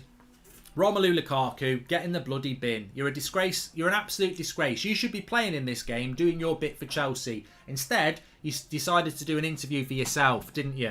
And what's hilarious about it is that you said the same thing about Inter that you're now saying about Chelsea. But look, it's scary to watch teams like Liverpool and Chelsea play at such a high level. As a United fan, we are nowhere near them, says Armin. Yeah, but I don't think Arsenal are near them. I don't think Spurs are near them. I don't think Brighton are near them. They're all good teams, but there is a level. Chelsea, Liverpool and Man City are the three best teams in this league. And they are three of the best teams in the world. And that's where Arsenal and Spurs and United, that's the bar. We're very lucky that we've got these teams in our league. Because imagine if it was Madrid and Barcelona. Like, all right, you see them in the Champions League. The bar is in the Premier League. And it's not just the fact that we've had 4 goals. To me, the two big things of this game are the intensity. Both teams are playing at such intensity. after a demanding Christmas where both teams have lost people through injury and COVID, to come into a game like this and put 45 minutes out like that at the end of the festive period with all the problems that they've got, you know, the Lukaku thing with Chelsea, the Klopp thing, you know, not even there for Liverpool, to put that intensity in is remarkable, and they both should be applauded on it. But on top of that, what I've really loved about this game, and you very rarely see it now, United Arsenal in the late 90s was the benchmark for me. The biggest rivalry, the best football, and every time they played each other, it was quality, but it was intensity, it was rivalry. And I think we've seen not the same as that, but we have seen with the intensity, with the quality, we've also seen a bit of bite. We have seen a bit of bite. You know, the Mane Aspilicueta thing a bit earlier, Milner's been in there. The Mount Samiskas thing, I like that, and football should never extinguish that. And look, I have been critical of the officiating this weekend and in this game, but if Mason Mount had been sent off when they reviewed that VAR decision, it would have been a disgrace. It was handbags, and you want to see a bit of that. Mark, we've done that one, and also Happy New Year, Mark and United stand fans from the smallest state in the US. Who would you rather have in United's current squad, Rooney or Rio? Says Noah. Well, we don't need a centre back. I'd probably have Rooney. Never stop the clock. I will stop the clock. I just got carried away with what's been a fantastic half of football, and hopefully I just can't wait for the second half to start. There is an 8 o'clock show on the United stand, and we've got Ricky on it, so looking forward to that as well. Please subscribe, bottom right hand corner, thank you. Yeah, so look, lots to get involved with this week, but our focus is on the next 45 minutes. Where do you think it's going to go, everybody? I predict a draw. I think it will be a 3-3 draw. I think we'll see goals in the second half, but I predict a draw. And I think substitutions might be important. I don't really think that Liverpool's defence... I mean, look, if I'm being harsh, the second goal for Chelsea is defensively poor from Konate and Trent. They both end up out of position, and that leaves the hole through the middle. Defensively, that's poor. But then again, you look at the Chelsea goal, the first goal, that's a mistake by Chalobah. So I think we've seen a great goal by Salah, a super goal by Kovacic, and 2 defensive errors. But I think this will end up 3-3, if I'm honest with you. And it's been very, very, very, very interesting. Lots of people saying 4-3, 5-4. Mate, I tell you what, I'll have that. I'll have that. I'd love to see I'd love to see it. But what an advert for the league. And you know, no disrespect to Man City, they're head and shoulders the best team in the league. But imagine if Man City didn't exist. Imagine if the oil hadn't been piped into the blue side of Manchester, and there was no Man City. You know, they were still in the League Ones, or the lower league of the Premier League. What's a title race this would be? But you can't have that. You can't begrudge City. They're the best team in the league. They're probably going to win the league. But what a game. Opinions on... I don't know who that is, Aston, so I can't give any opinions on it. 5-2 to Chelsea, says Tuchel's. Well, I think the big thing in the second half is that football's always a game of 2 halves. We've just had a brilliant half. Let's hope it's not a dead half now with the 0-0. When can United play like this? I think to play like this, you've got to have a team from 1 to 11 that is balanced and also in touch and harmony with the manager's vision. Chelsea are in that position, and Liverpool are in that position. I think the scary thing about both teams is that if you spoke to both managers, they'd probably add 2 world-class players to their starting lineup. Certainly Chelsea would want a world-class striker, and I think they'd probably want maybe another midfielder in there, maybe another centre-back. Liverpool, I think they would still like... I think Klopp values Jota, but I think he'd love the world-class sort of head of the Mane Salah trilogy, and he definitely wants someone to play next to Henderson and Fabinho. So there's room for improvement in both those teams, but you know, and they can still play like that. What did I miss, says Seb? You've just missed the best game of 2022, which is not difficult on the 2nd of January, but it's actually a fairer reflection and description of this game is that it's the best game. It's one of the best games of this Premier League season. I really enjoyed Spurs against Liverpool a few weeks ago. But I get into trouble for this when I talk about this. And look, I'm Man City fans. you've got nothing to worry about here. Pep fans, you've got nothing to worry about. You are top of the league and you're going to win the league, probably. But I was on about this a couple of weeks ago, or was it last week? I find Pep Guardiola's football quite hard to watch because they dominate possession. It's quite boring to watch. Effective, amazing, he's a super coach, but I don't, as a neutral, and I'm not really a neutral, but you know what I mean, I don't want Man City to win anyway, but I don't like watching them, even though I understand it's a very, very well coached side. Liverpool, I prefer to watch. Klopp, I prefer to watch, because no matter how good Liverpool are, the game ebbs and flows more. Now, clearly that makes Pep the better coach, because he dominates possession and it's one-way traffic, whereas Liverpool will give you a bit of a chance. But yeah, but then again, Man City Chelsea in a couple of weeks, let's be fair, let's see if that measures up to this, because Man City Chelsea last season did, certainly the FA Cup game I enjoyed. Sad thing is VAR is destined to ruin this game, says Kyle. Well, I hope not. I actually am going to make a statement here. I hope there isn't a red card in this game. Now, I'm sure Liverpool fans will say Mount should have been sent off. I personally think there's a case to say that Mane might have got sent off. I actually think the right decision was made on both, and I hope we don't see a red card in the second half. But what I do want to see is a bit more of that intensity and aggression. I think it's been a refreshing change to see.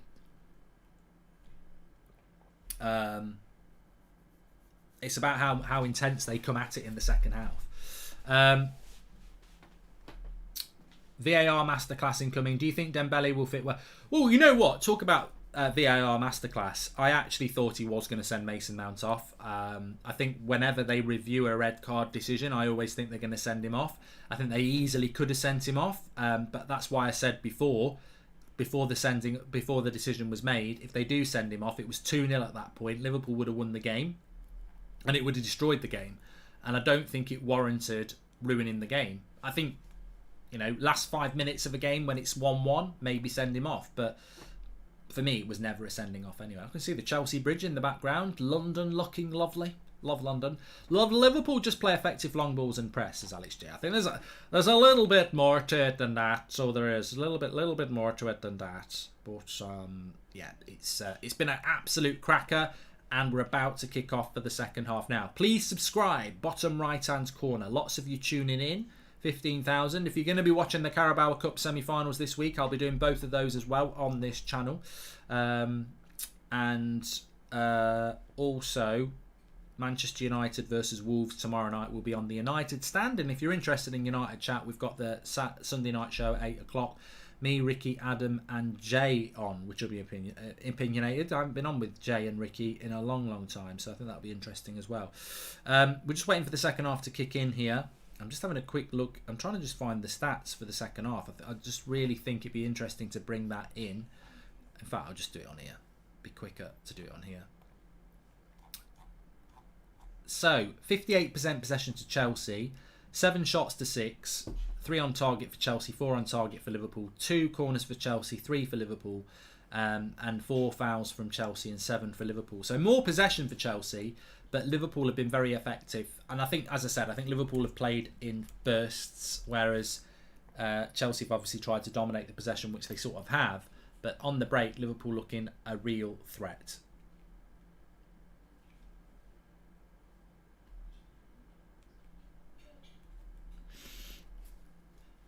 Second half just about to start here. Substitutions. Josh making a really interesting point here. Van Dijk is overrated. You know what? I rate Van Dijk as one of the world's best centre-backs, and I have seen him this season look like one of the world's best centre-backs, but tonight I don't feel like he's had the influence on the game. I thought he could have come across quicker on the goal, but he's not at fault for the goal. He just looks a little bit sluggish. Now, whether he's carrying an injury or, you know, whether he's had COVID, I think he has, I don't know. He doesn't look as sharp as he did a month ago, but it's maybe that's a controversial conversation. But anyway, we've kicked off for the second half here. The time is there. Oh, he's in again. Mane's in again. Oh, is that a save by Mengi? He was offside anyway, doesn't matter. Mendy, sorry, not Mengi. The Man United youth centre-back is not in goal for Chelsea. And it is a save by Mendy. Mane was putting it in the bottom corner. That just shows you the threat of Liverpool, though. I wouldn't sleep on Liverpool. I'd be very surprised if Chelsea scored 3 goals without reply. And yet they compared Van Dijk to Prime Vidic, says Alex G. Warren G. Imagine that. Ted and Mengi's come out at half-time in goal for Chelsea. Code says Liverpool are going to win. Anyway, did you all have a good Christmas, by the way? Just while we've got a throw-in being waited to take. Did you have a good Christmas? I've heard loads of people saying it didn't feel like Christmas this year. Well, it bloody well was. Whether you felt like it or not, it bloody well was.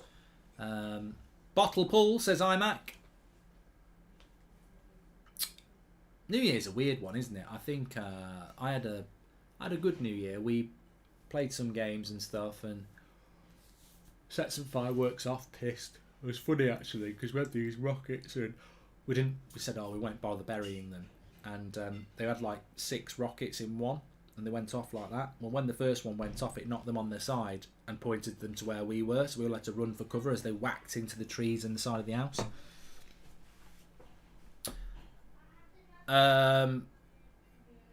Is Kante. Slips it into Pulisic. I have been getting Pulisic and Mason Mount mixed up a bit, but I now realise who's what number, so it's fine.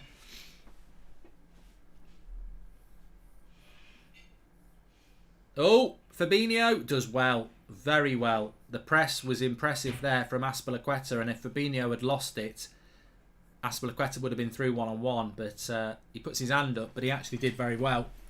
How's the United FC doing in the Prem? Says it's happy. 4th from bottom. We'll be back playing that actually now Christmas is out the way. It's been a bit sporadic, but the latest episode is on the channel if you look at the latest videos. But yeah, looking forward to getting back to that. Liverpool breaking again. Jota, ball in behind, but he's never going to find that. And Mendy was sweeper keepering well. Clears it away. Teams just feeling each other out a little bit here. And Van Dijk. Oh, that's a heavy touch by Chalobah, but he does well. Remember Mane, players on yellow cards. Mane is on a yellow card. Who else is on a yellow card? I don't think Mount got a yellow card. Pulisic is on a yellow card. The only player for Chelsea on a yellow card is Pulisic, and Mane for Liverpool. So very physical first half, but only 2 yellows. When am I streaming next, says Umar? 8 o'clock tonight on United Stand. Mount should be on a red, says Jordan. I don't think so. I understand why you would as a Liverpool fan, but I don't think it was a red. I think it's if they give a red for that, you're giving it for petulance, and I don't think you'd want to be giving out red cards for petulance in a game like this. Rudiger does well against Salah.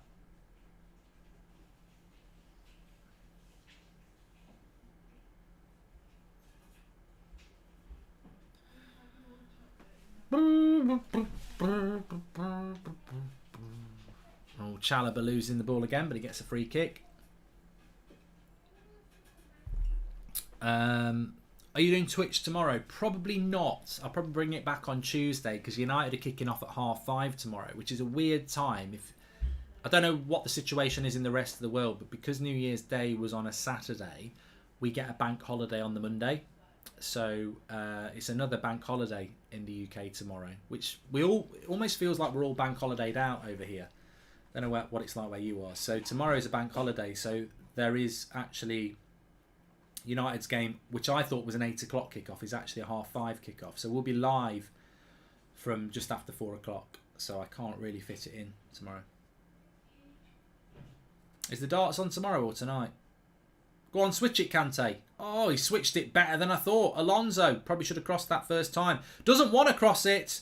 Shoots and misses. Should have done better there. Look at this pass by Kante. He plays it better than I thought. He plays it inside Trent instead of outside of him, and then Alonso should be doing better than there, really. Opens up for him, and he's miles wide.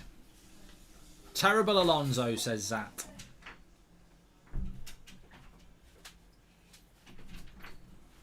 Six minutes gone. I don't think it's been a boring second half at all. I think it's had the same level of intensity.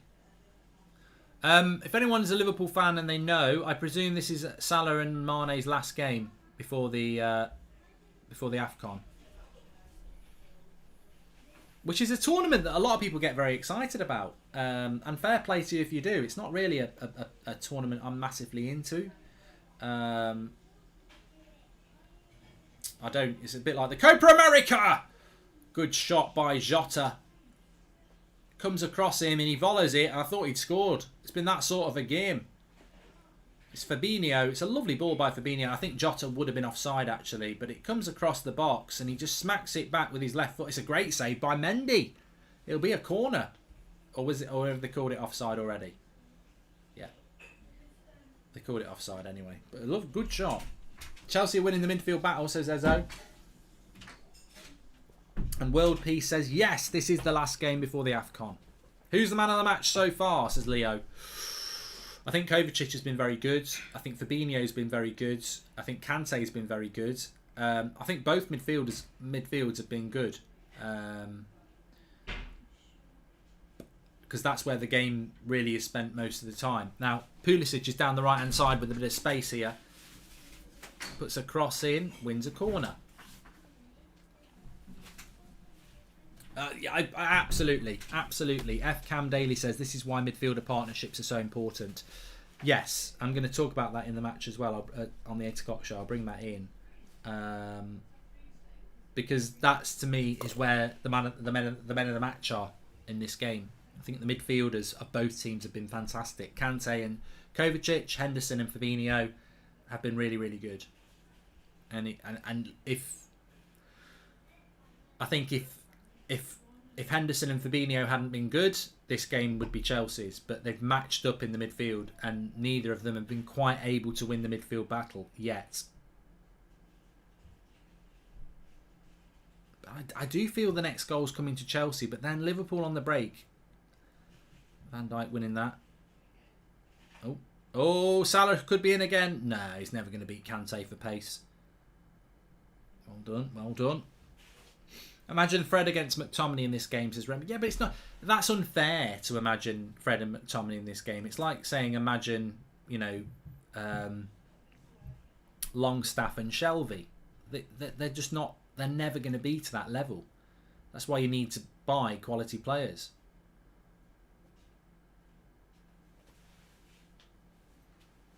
AFCON is the African Cup of Nations. I don't even know when the games are. I can tell you if you're interested.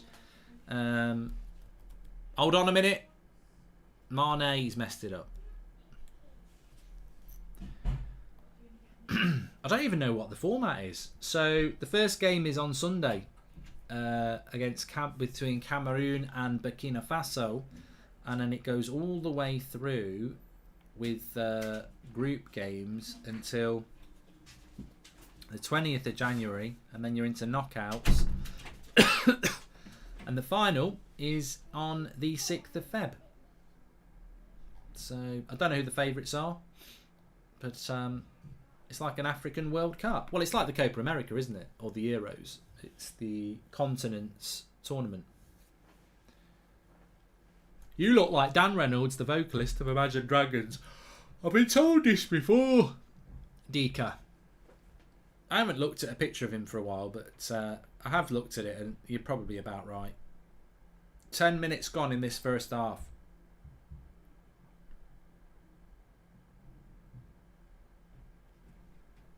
I'll tell you what Watchalong I am going to do. FA Cup next week, 5:10. Forest against Arsenal, just for the banter. Because Garner plays for Forest, and obviously I'm from Nottingham, so I get called a Forest fan, which I'm not, but it would be quite funny if they beat Arsenal. And I like Jimmy Garner.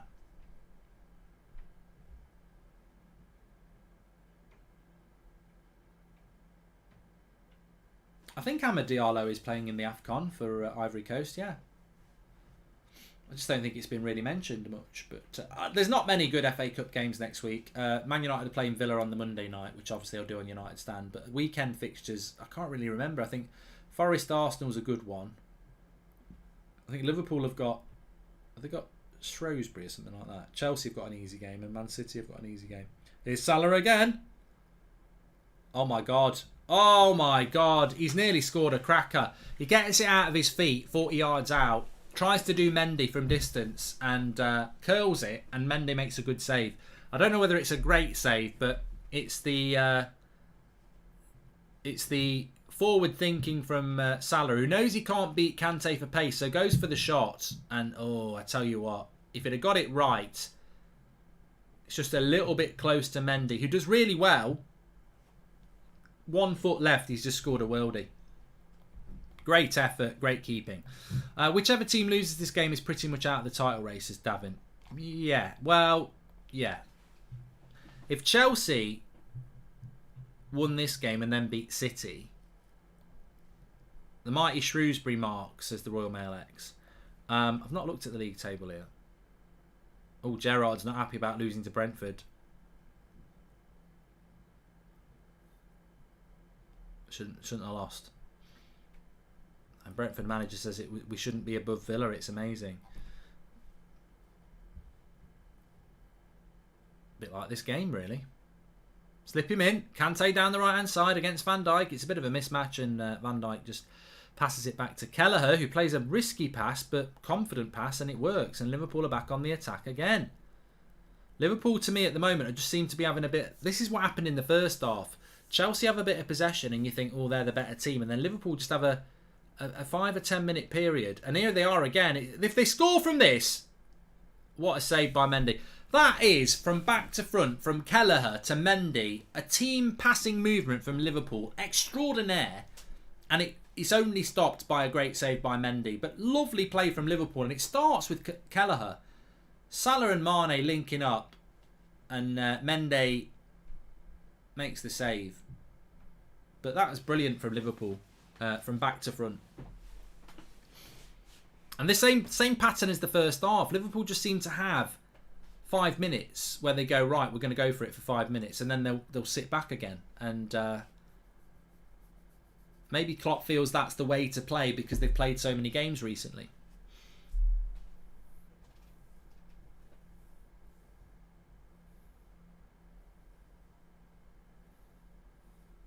Liverpool just showing that they're very much in this game.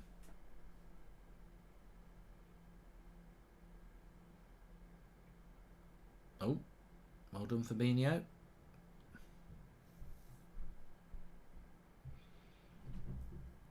Chelsea just trying to get a bit of possession here. And they do. Half an hour to go.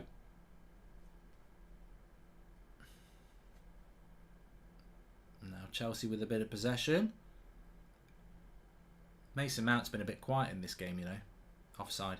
Mark, who would you sign in January for United? Midfielder, Football Jacob. And Mark, the subs will play a part in this game, says Kyle Moss. Oh, they will. You're very perceptive, Kyle. They definitely will. Hey, I tell you what, I had an introduction into something today. I'd been away for New Year, and we were driving back, and I was just loading the car up and ready to go, and my front wheel was flat as a pancake, and I was like, oh, fucking great, absolutely brilliant. This is exactly what I need on a Sunday when all the tyre places are shut. So I went into the boot of my car, and there was no spare wheel. I was like, that's great. But what they had is they had this glue stuff, and having read the instructions, basically what you do is, because I pumped the tyre up again and I could hear this hissing noise, and I looked at the tyre. There's a big bloody hole in it from where a nail had been in it. So basically, you squirt all this glue inside your tyre, pump the pressure up, drive it around, and it seals the inside of your tyre. Filled it up again, absolutely fine.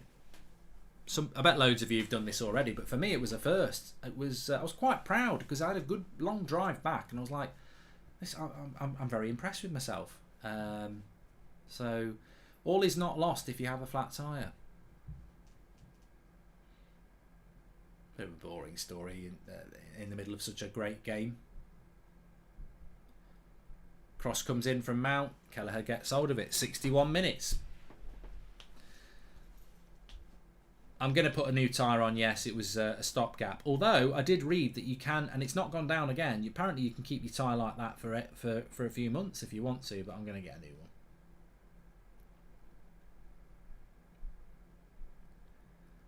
Nice ball out wide. Chelsea coming forward. Havertz.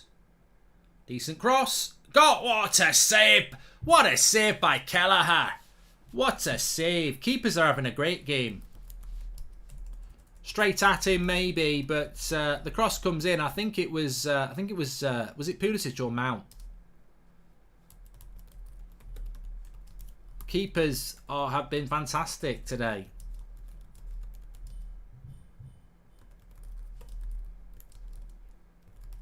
Well, Mendy's had to make more saves, but that's a big save by Kelleher. As a Chelsea fan whose first match was with my dad at Stamford Bridge in 1970, I still have to pinch myself about the club's 2 decades success now. A question, when does history start? Says Stephen Palmy. Kante, poor pass. Henderson brings it away. It was Pulisic with the chance. I want to see it again. I think they'll show it as now. Philly says this game is on the keepers. So here it comes in. It's Pulisic with the shot. He doesn't really connect. It's one of those. It's reactionary. It's sort of straight at him. If it's either side of him, he ain't making the save. But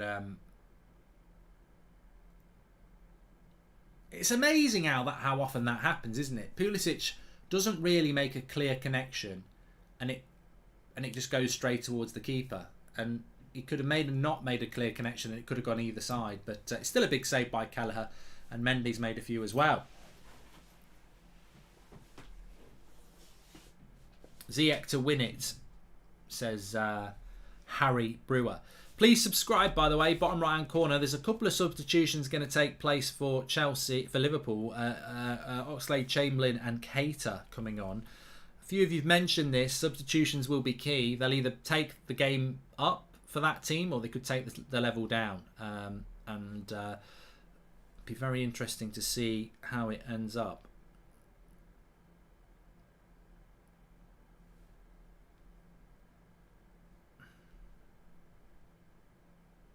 You'd fancy Ziyech to be brought on at some point.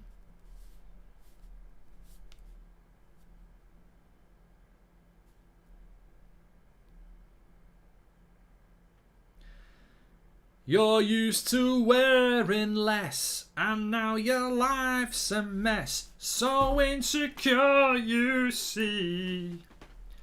Take a look on me for the last time. I never knew you, you never knew me. Say hello, goodbye. Mane! Corner. Thanks for the super chats today, by the way. You can do that through the $sign if you wish, or subscribe, bottom right hand corner. Sergeant Stupid says, Mark, my mum owns a garage and that glue stuff is okay, but I would definitely recommend getting another tyre. Also, I feel sorry to your tyre place that has to get the tyre off the rim now as that glue sticks, says Sergeant Stupid.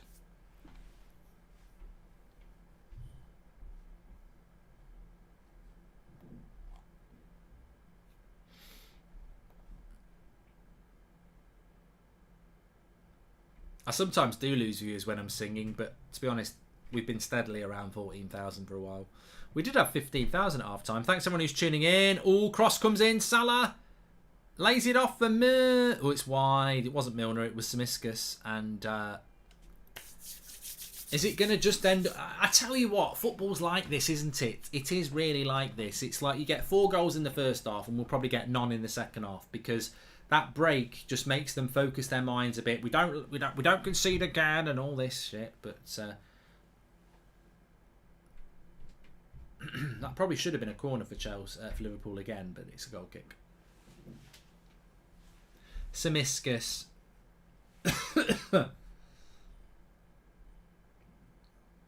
Has any of you had COVID? I have been regularly testing, but we've had where I've been round at Christmas, like with friends and family.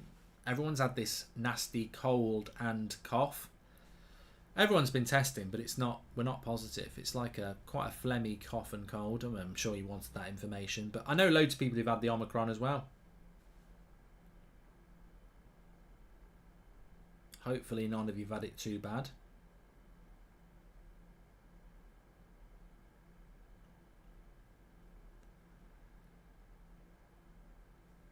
I'm just very grateful that we're still watching games with fans in the ground. We're not in a lockdown. God, I hope. One thing I hope about 2022 is that we don't have any lockdowns again. You know, and I think the UK government is quite focused on that not happening. We've got to try and move forward, hopefully. Because you know, I would definitely say I'd rather see football carry on with no fans than no football at all. But I really don't want to see football with empty stadiums again.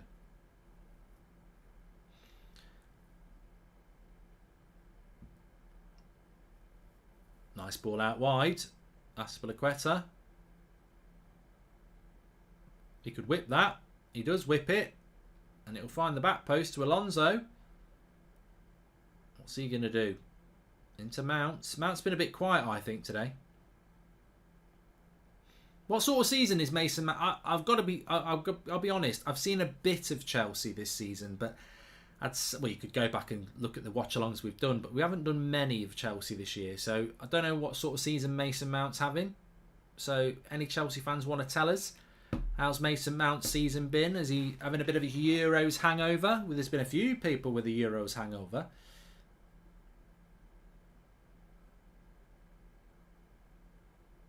Kovacic puts it wide to Alonso. Puts a cross in. Oh, if it had dropped, it could have dropped there. Another cross. Liverpool were quite confident of dealing with crosses because there's not a lot of aerial threat from Chelsea. Been a bit average, Mount, this year. Few good games, says Lille, but bit average. Better at the start of the season, says Kunai. Better than Foden, says Jake. It's been great, says Philly. He's had 6 goal contributions in his last 7 games, says Brian. Up and down, says Abdi. Taylor says he's loving the show. Keep it up. So Milner and Jota come off. Keita and Oxlade-Chamberlain come on. So who's going to go as the false 9? Or are they going to close up the midfield there? I think Chalobah's coming off for Chelsea now.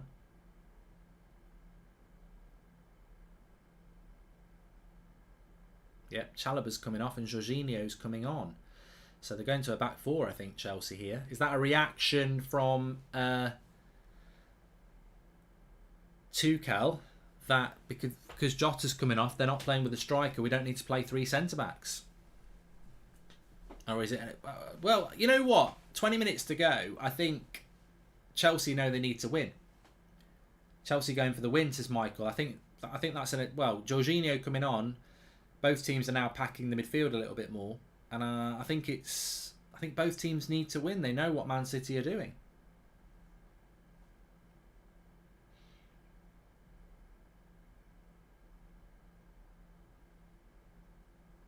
Mount's got 7 goals and 4 assists, says Luke. 20 minutes to go. Are we going to get a winner? I still think it'll be a draw. Oh, still really tired after Christmas. Oh. 8 o'clock show. Ricky is on. I think it's Ricky, Adam and Jay with me.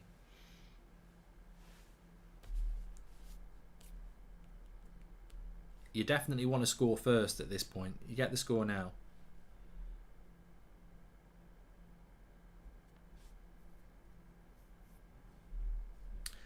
Oh, I've just had a message.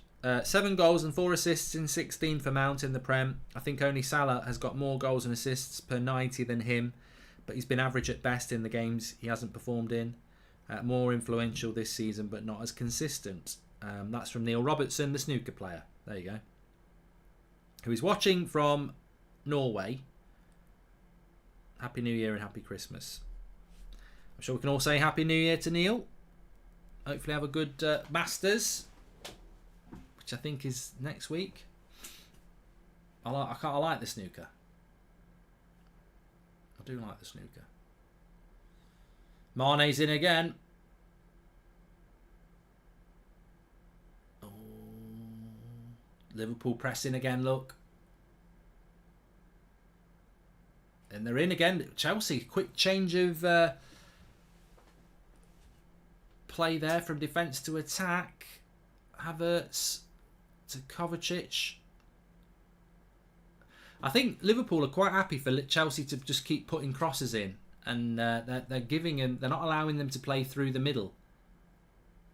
Pulisic just wide, decent chance, but just wide. Well, I say decent chance, decent shot. I'm sticking to my 3-2 Chelsea predictions as Kyle Moss. Yeah. I think Liverpool are making a concerted effort here to just show Chelsea down the wide. And as I said, I don't know that Chelsea have got a threat in the middle. He certainly wouldn't fancy any of Chelsea's forwards to be beating Konate or Van Dijk in the air. But interesting here to see if Oxlade, Chamberlain and Keita can bring a bit of attacking impetus. They're almost going a 4-2-2 now. Henderson and Fabinho just sitting with Oxlade and Keita, and then Mane and Salah.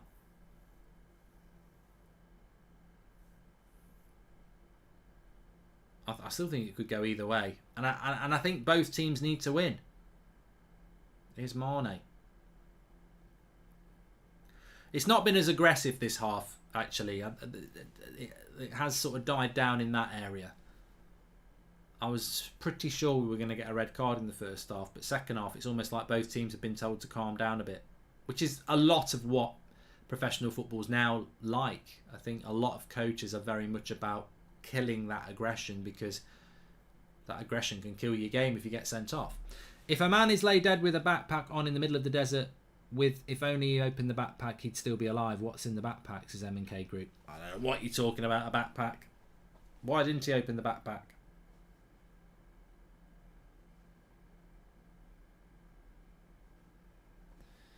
Did you see someone trying to sell a Pulisic shirt on Porn Stars, says Charlie Griffiths? No.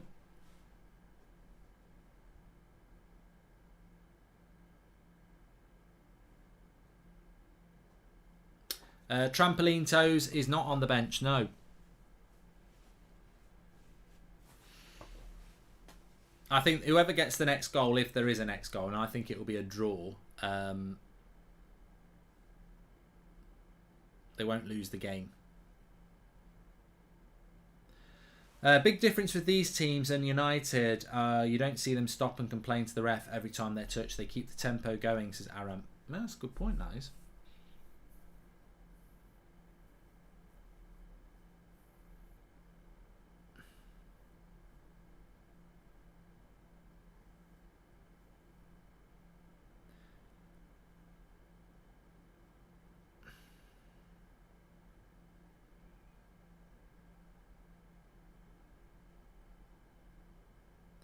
Why would a parachute in the backpack save your life?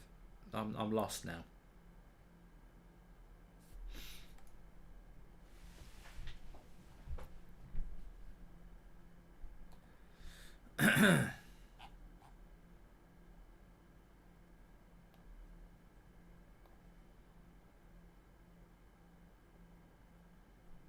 There's a parachute, says M&K Group. Oh, yeah, I see what you mean. He's lying dead in the desert, but if he'd opened the backpack, he'd still be alive. Well, he might not. He might have died of dehydration in the desert.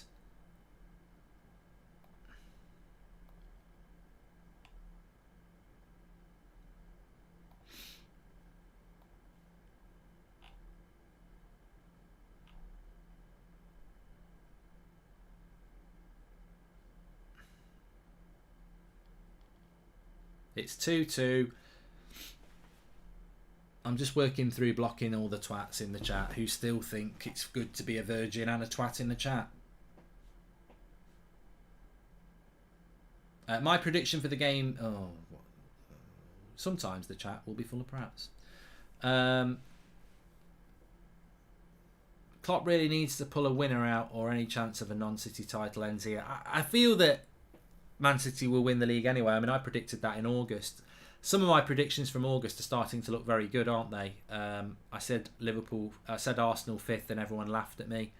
I said Man City for the league. I mean, that's not massive, but a lot of people didn't think they would win the league. But I think if anyone's going to challenge City, one of these two have got to win here. A draw is just perfect, isn't it? Absolutely perfect for City.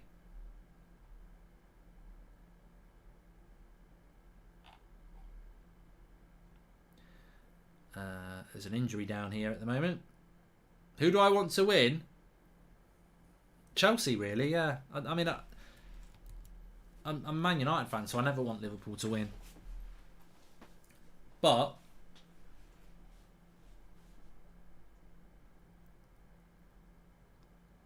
I think for the good of the league, we're better off one of them winning than a draw.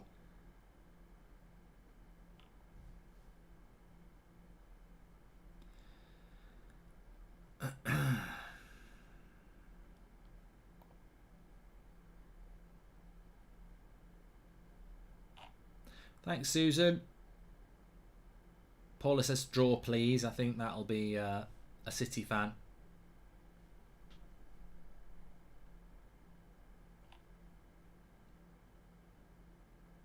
Proctor, man of the match, says Frank. If you know, you know. So I think Konate is down injured here. Bit of a 50-50 challenge with Havertz. I think he's just banged his head. 13 minutes to go. They are sort of cancelling each other out at the moment.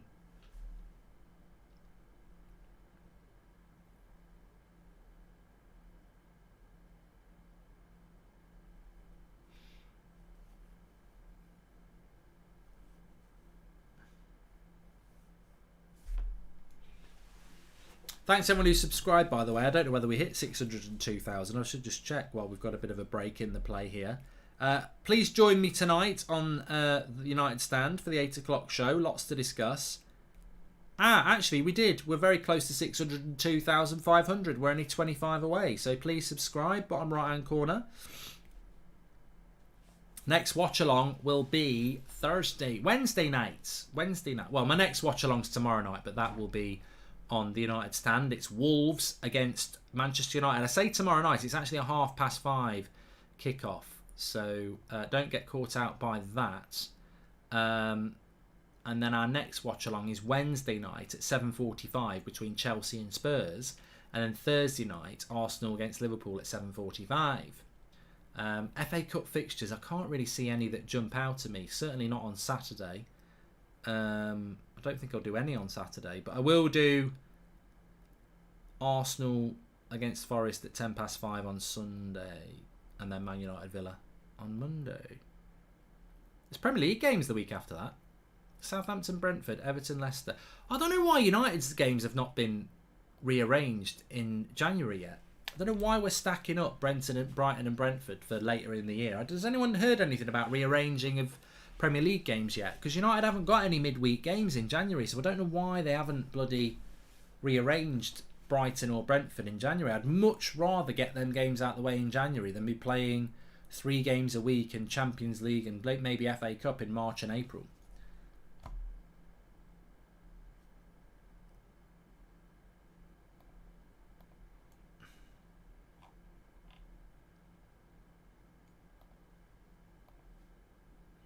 Foul again. Chelsea with a chance to put a cross in.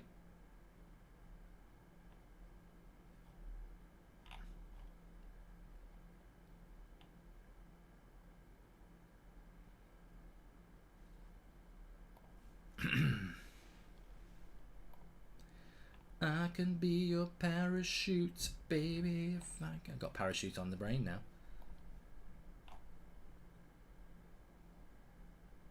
I think Ranić will play Victor instead of Maguire tomorrow, Mark, after reading some articles today. I don't think he will, because he'll only be back in training today, M&K Group.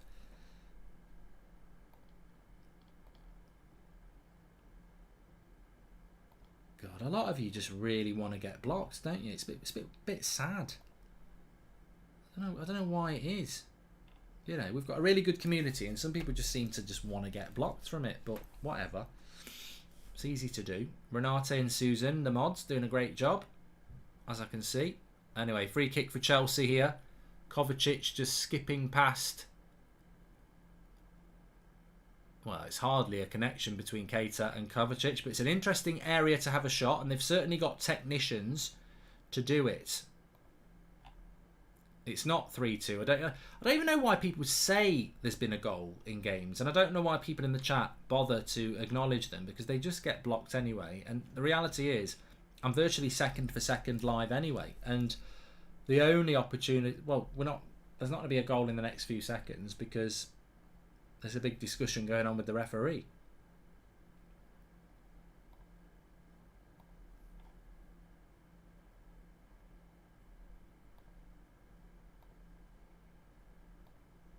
So, free kick into the wall.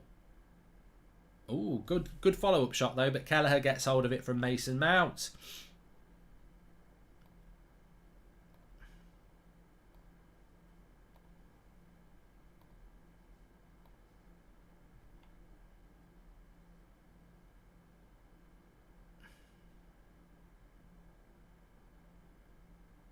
Oh, he slipped him in. Mane. Mendy is out again.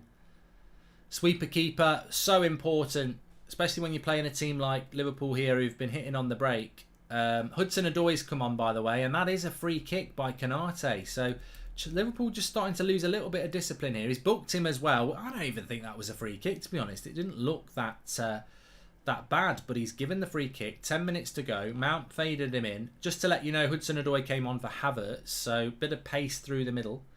Jorginho on for Chalobah a few minutes ago, and now Havertz off for Hudson-Odoi. Liverpool have made 2 substitutions, Keita and Oxlade-Chamberlain coming on. So this is not a shootable chance for Chelsea. It's a chance to whip across into the box.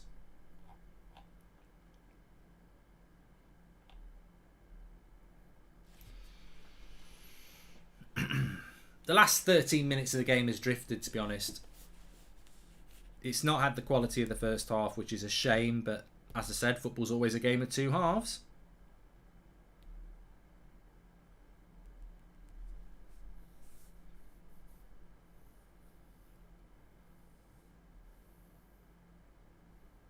Oh, he went for the shot. Kelleher says, I'll have that for breakfast, and he catches it.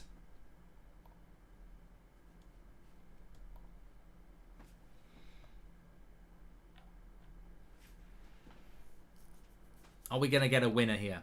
Are you an NFL fan? I'm about to watch American football once this is over and we need more Goldbridge Watchalong, says Alex. Well, I'll definitely be doing a Super Bowl Watchalong because I loved it last year, Alex. It's not a massively popular sport in the UK, which is why I only ever do Super Bowl. But as a one-off, a lot of people will watch that. You can join me on this channel for it. It was fantastic last year. Into the early hours, it flew by.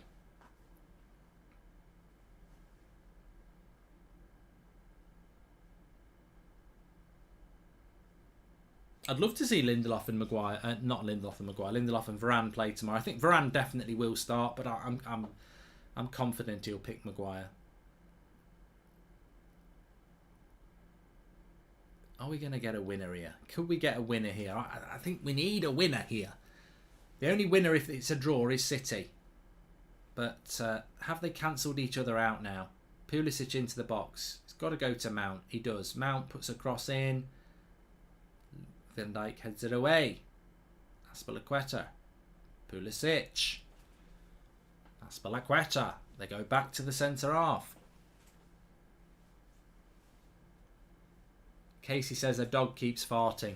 There's nothing like a dog fart, isn't it? They are absolutely unique in their vileness. To me, they've always smelt of like off mushy peas, which is not a good smell.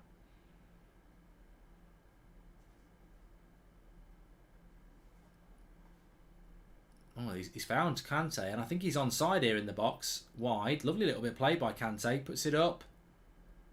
Kovacic takes it down. Loads of Liverpool players back. Liverpool definitely set up now to counter on the break, and Chelsea trying to push for the winner. I just think Liverpool have got too many people back now. Hudson-Odoi. Lively. Kovacic. Edge of the box. Why did he not go edge of the box? Now Hudson-Odoi does well. Corner ball. Rafa out. Rooney in, says Jack. Who do you think will be the next Everton manager, by the way? Benitez surely is going to get sacked in the next 24 hours. Kyle says, sell Maguire altogether or just take the captaincy from him. I think the pressure of being captain could be causing his poor performance. Yeah, I'd take the captaincy off him, Kyle, and give him a chance then, but I don't see that happening. Corner to Chelsea. Cross comes in. Rudiger! Oh, he got there. He heads it wide. Skim header wide. Nick says, should I eat a Big Mac or a salad? Depends where you're at, Nick. Are you trying to get healthy for January like some people, or are you just happy with enjoying life and having a Big Mac?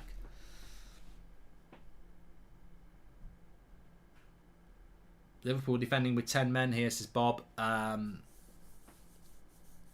both these teams would love to win this game. A draw doesn't massively help them out, but what a takedown by Kovacic that was.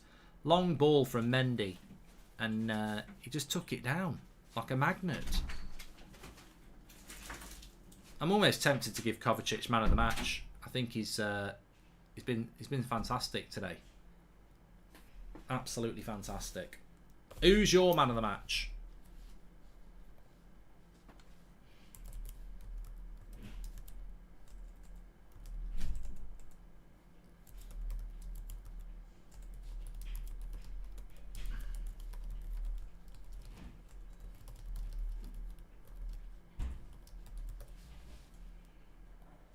Although I'm giving the old man of the match out when we could still have a late winner. Trent clears it, not very far. Alonso's got it.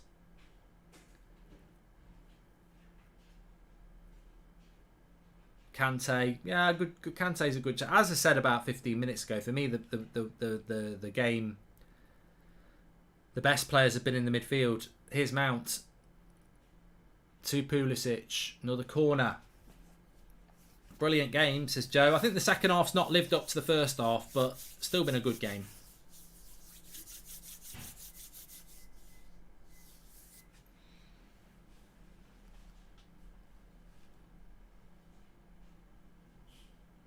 Kente's run the game, says Aaron.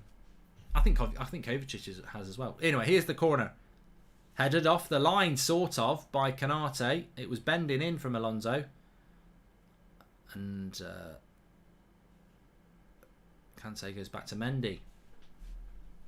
Keepers have been good, says enter your last name. Next, I'll tell you who I think should be the next Everton manager. Potter.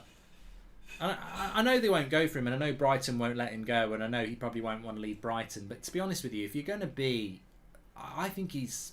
With all due respect to Brighton, I think Basuma should go to a better club. I think Lamptey should go to a bigger club, and I think the same. I think Potter should be looking to get hold of a step up from Brighton, but that's not going to be too big of a step up, would be an Everton, an Aston Villa, a Spurs, something like that. Alonso should be... Oh, I'm not going to read that, Alex G. Not interested in that. I'm talking about football. Not Harry Potter. Graham Potter. Do I think Rooney would take the Everton job? They might go for sentimentality, but as we've seen at other clubs, sentimentality is not always a good idea. Oh, God. Oh. Well, I was nearly said 10 minutes to go. No, we're into the 90th minute.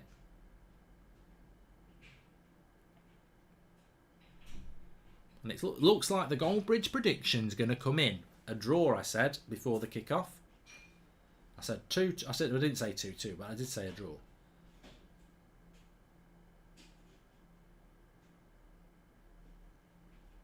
Oh, good. Oh, dear. Little mistake. Liverpool could be in. Curtis Jones has got it on the left-hand side. Approaches the box. Lays it off. Naby Keita.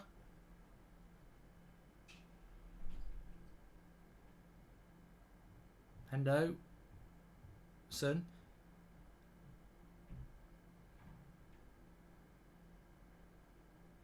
Liverpool having a bit of an attack themselves now. Oh, he's done well. He's pushed. He's done really well. Samiskas cuts the cross in.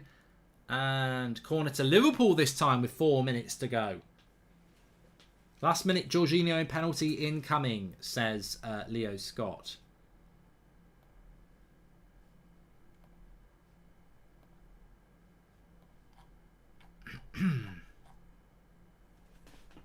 That Ollie Solskjaer to Everton thing was off a joke Twitter account about 3 weeks ago that for some reason became a genuine rumour. There's absolutely nothing about Ollie to Everton. Everton would be bloody stupid to do that, wouldn't they? Why is Robertson not playing in this game then? Did he get a 3-match ban for that red? Oh yeah, he would have done, wouldn't he? Violent contact. Great result for Jack Lee, who I think's a Man City fan. It is a good result for Man City. One of these teams needed to win this. Of course, Chelsea, FA Cup weekend next weekend. The next round of Premier League games is in 2 weeks. And Chelsea play Man City, which we'll be doing a watch-along for on this channel. At the Etihad. But there needed to be a win here today. Oh, good ball that by Trent. Finds its way back to Mendy though. 2 minutes to go. Thanks for subscribing, Hassan. Bottom right hand corner to do that. 3-match ban for Robertson, says Random Roy.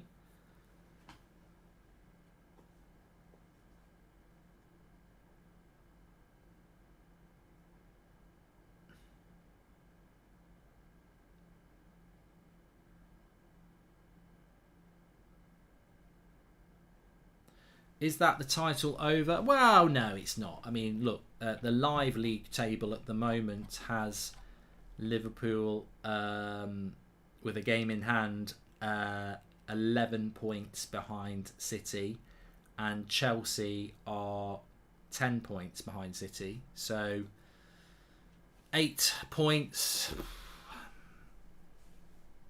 They've both got to play City. I think City will win the league. I said that at the start of the season, but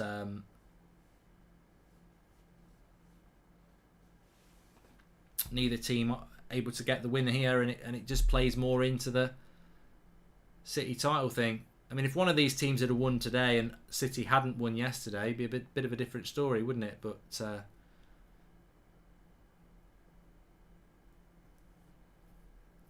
for Chelsea, it's just not quite going to be good enough. And I think when you look at Chelsea's last 5 games, they've drawn, well, their last 6 games, if this stays the same, 4 draws and 2 wins. Unbeaten, but too many draws. And Liverpool have not won in their last 3 now. 2 draws and a loss.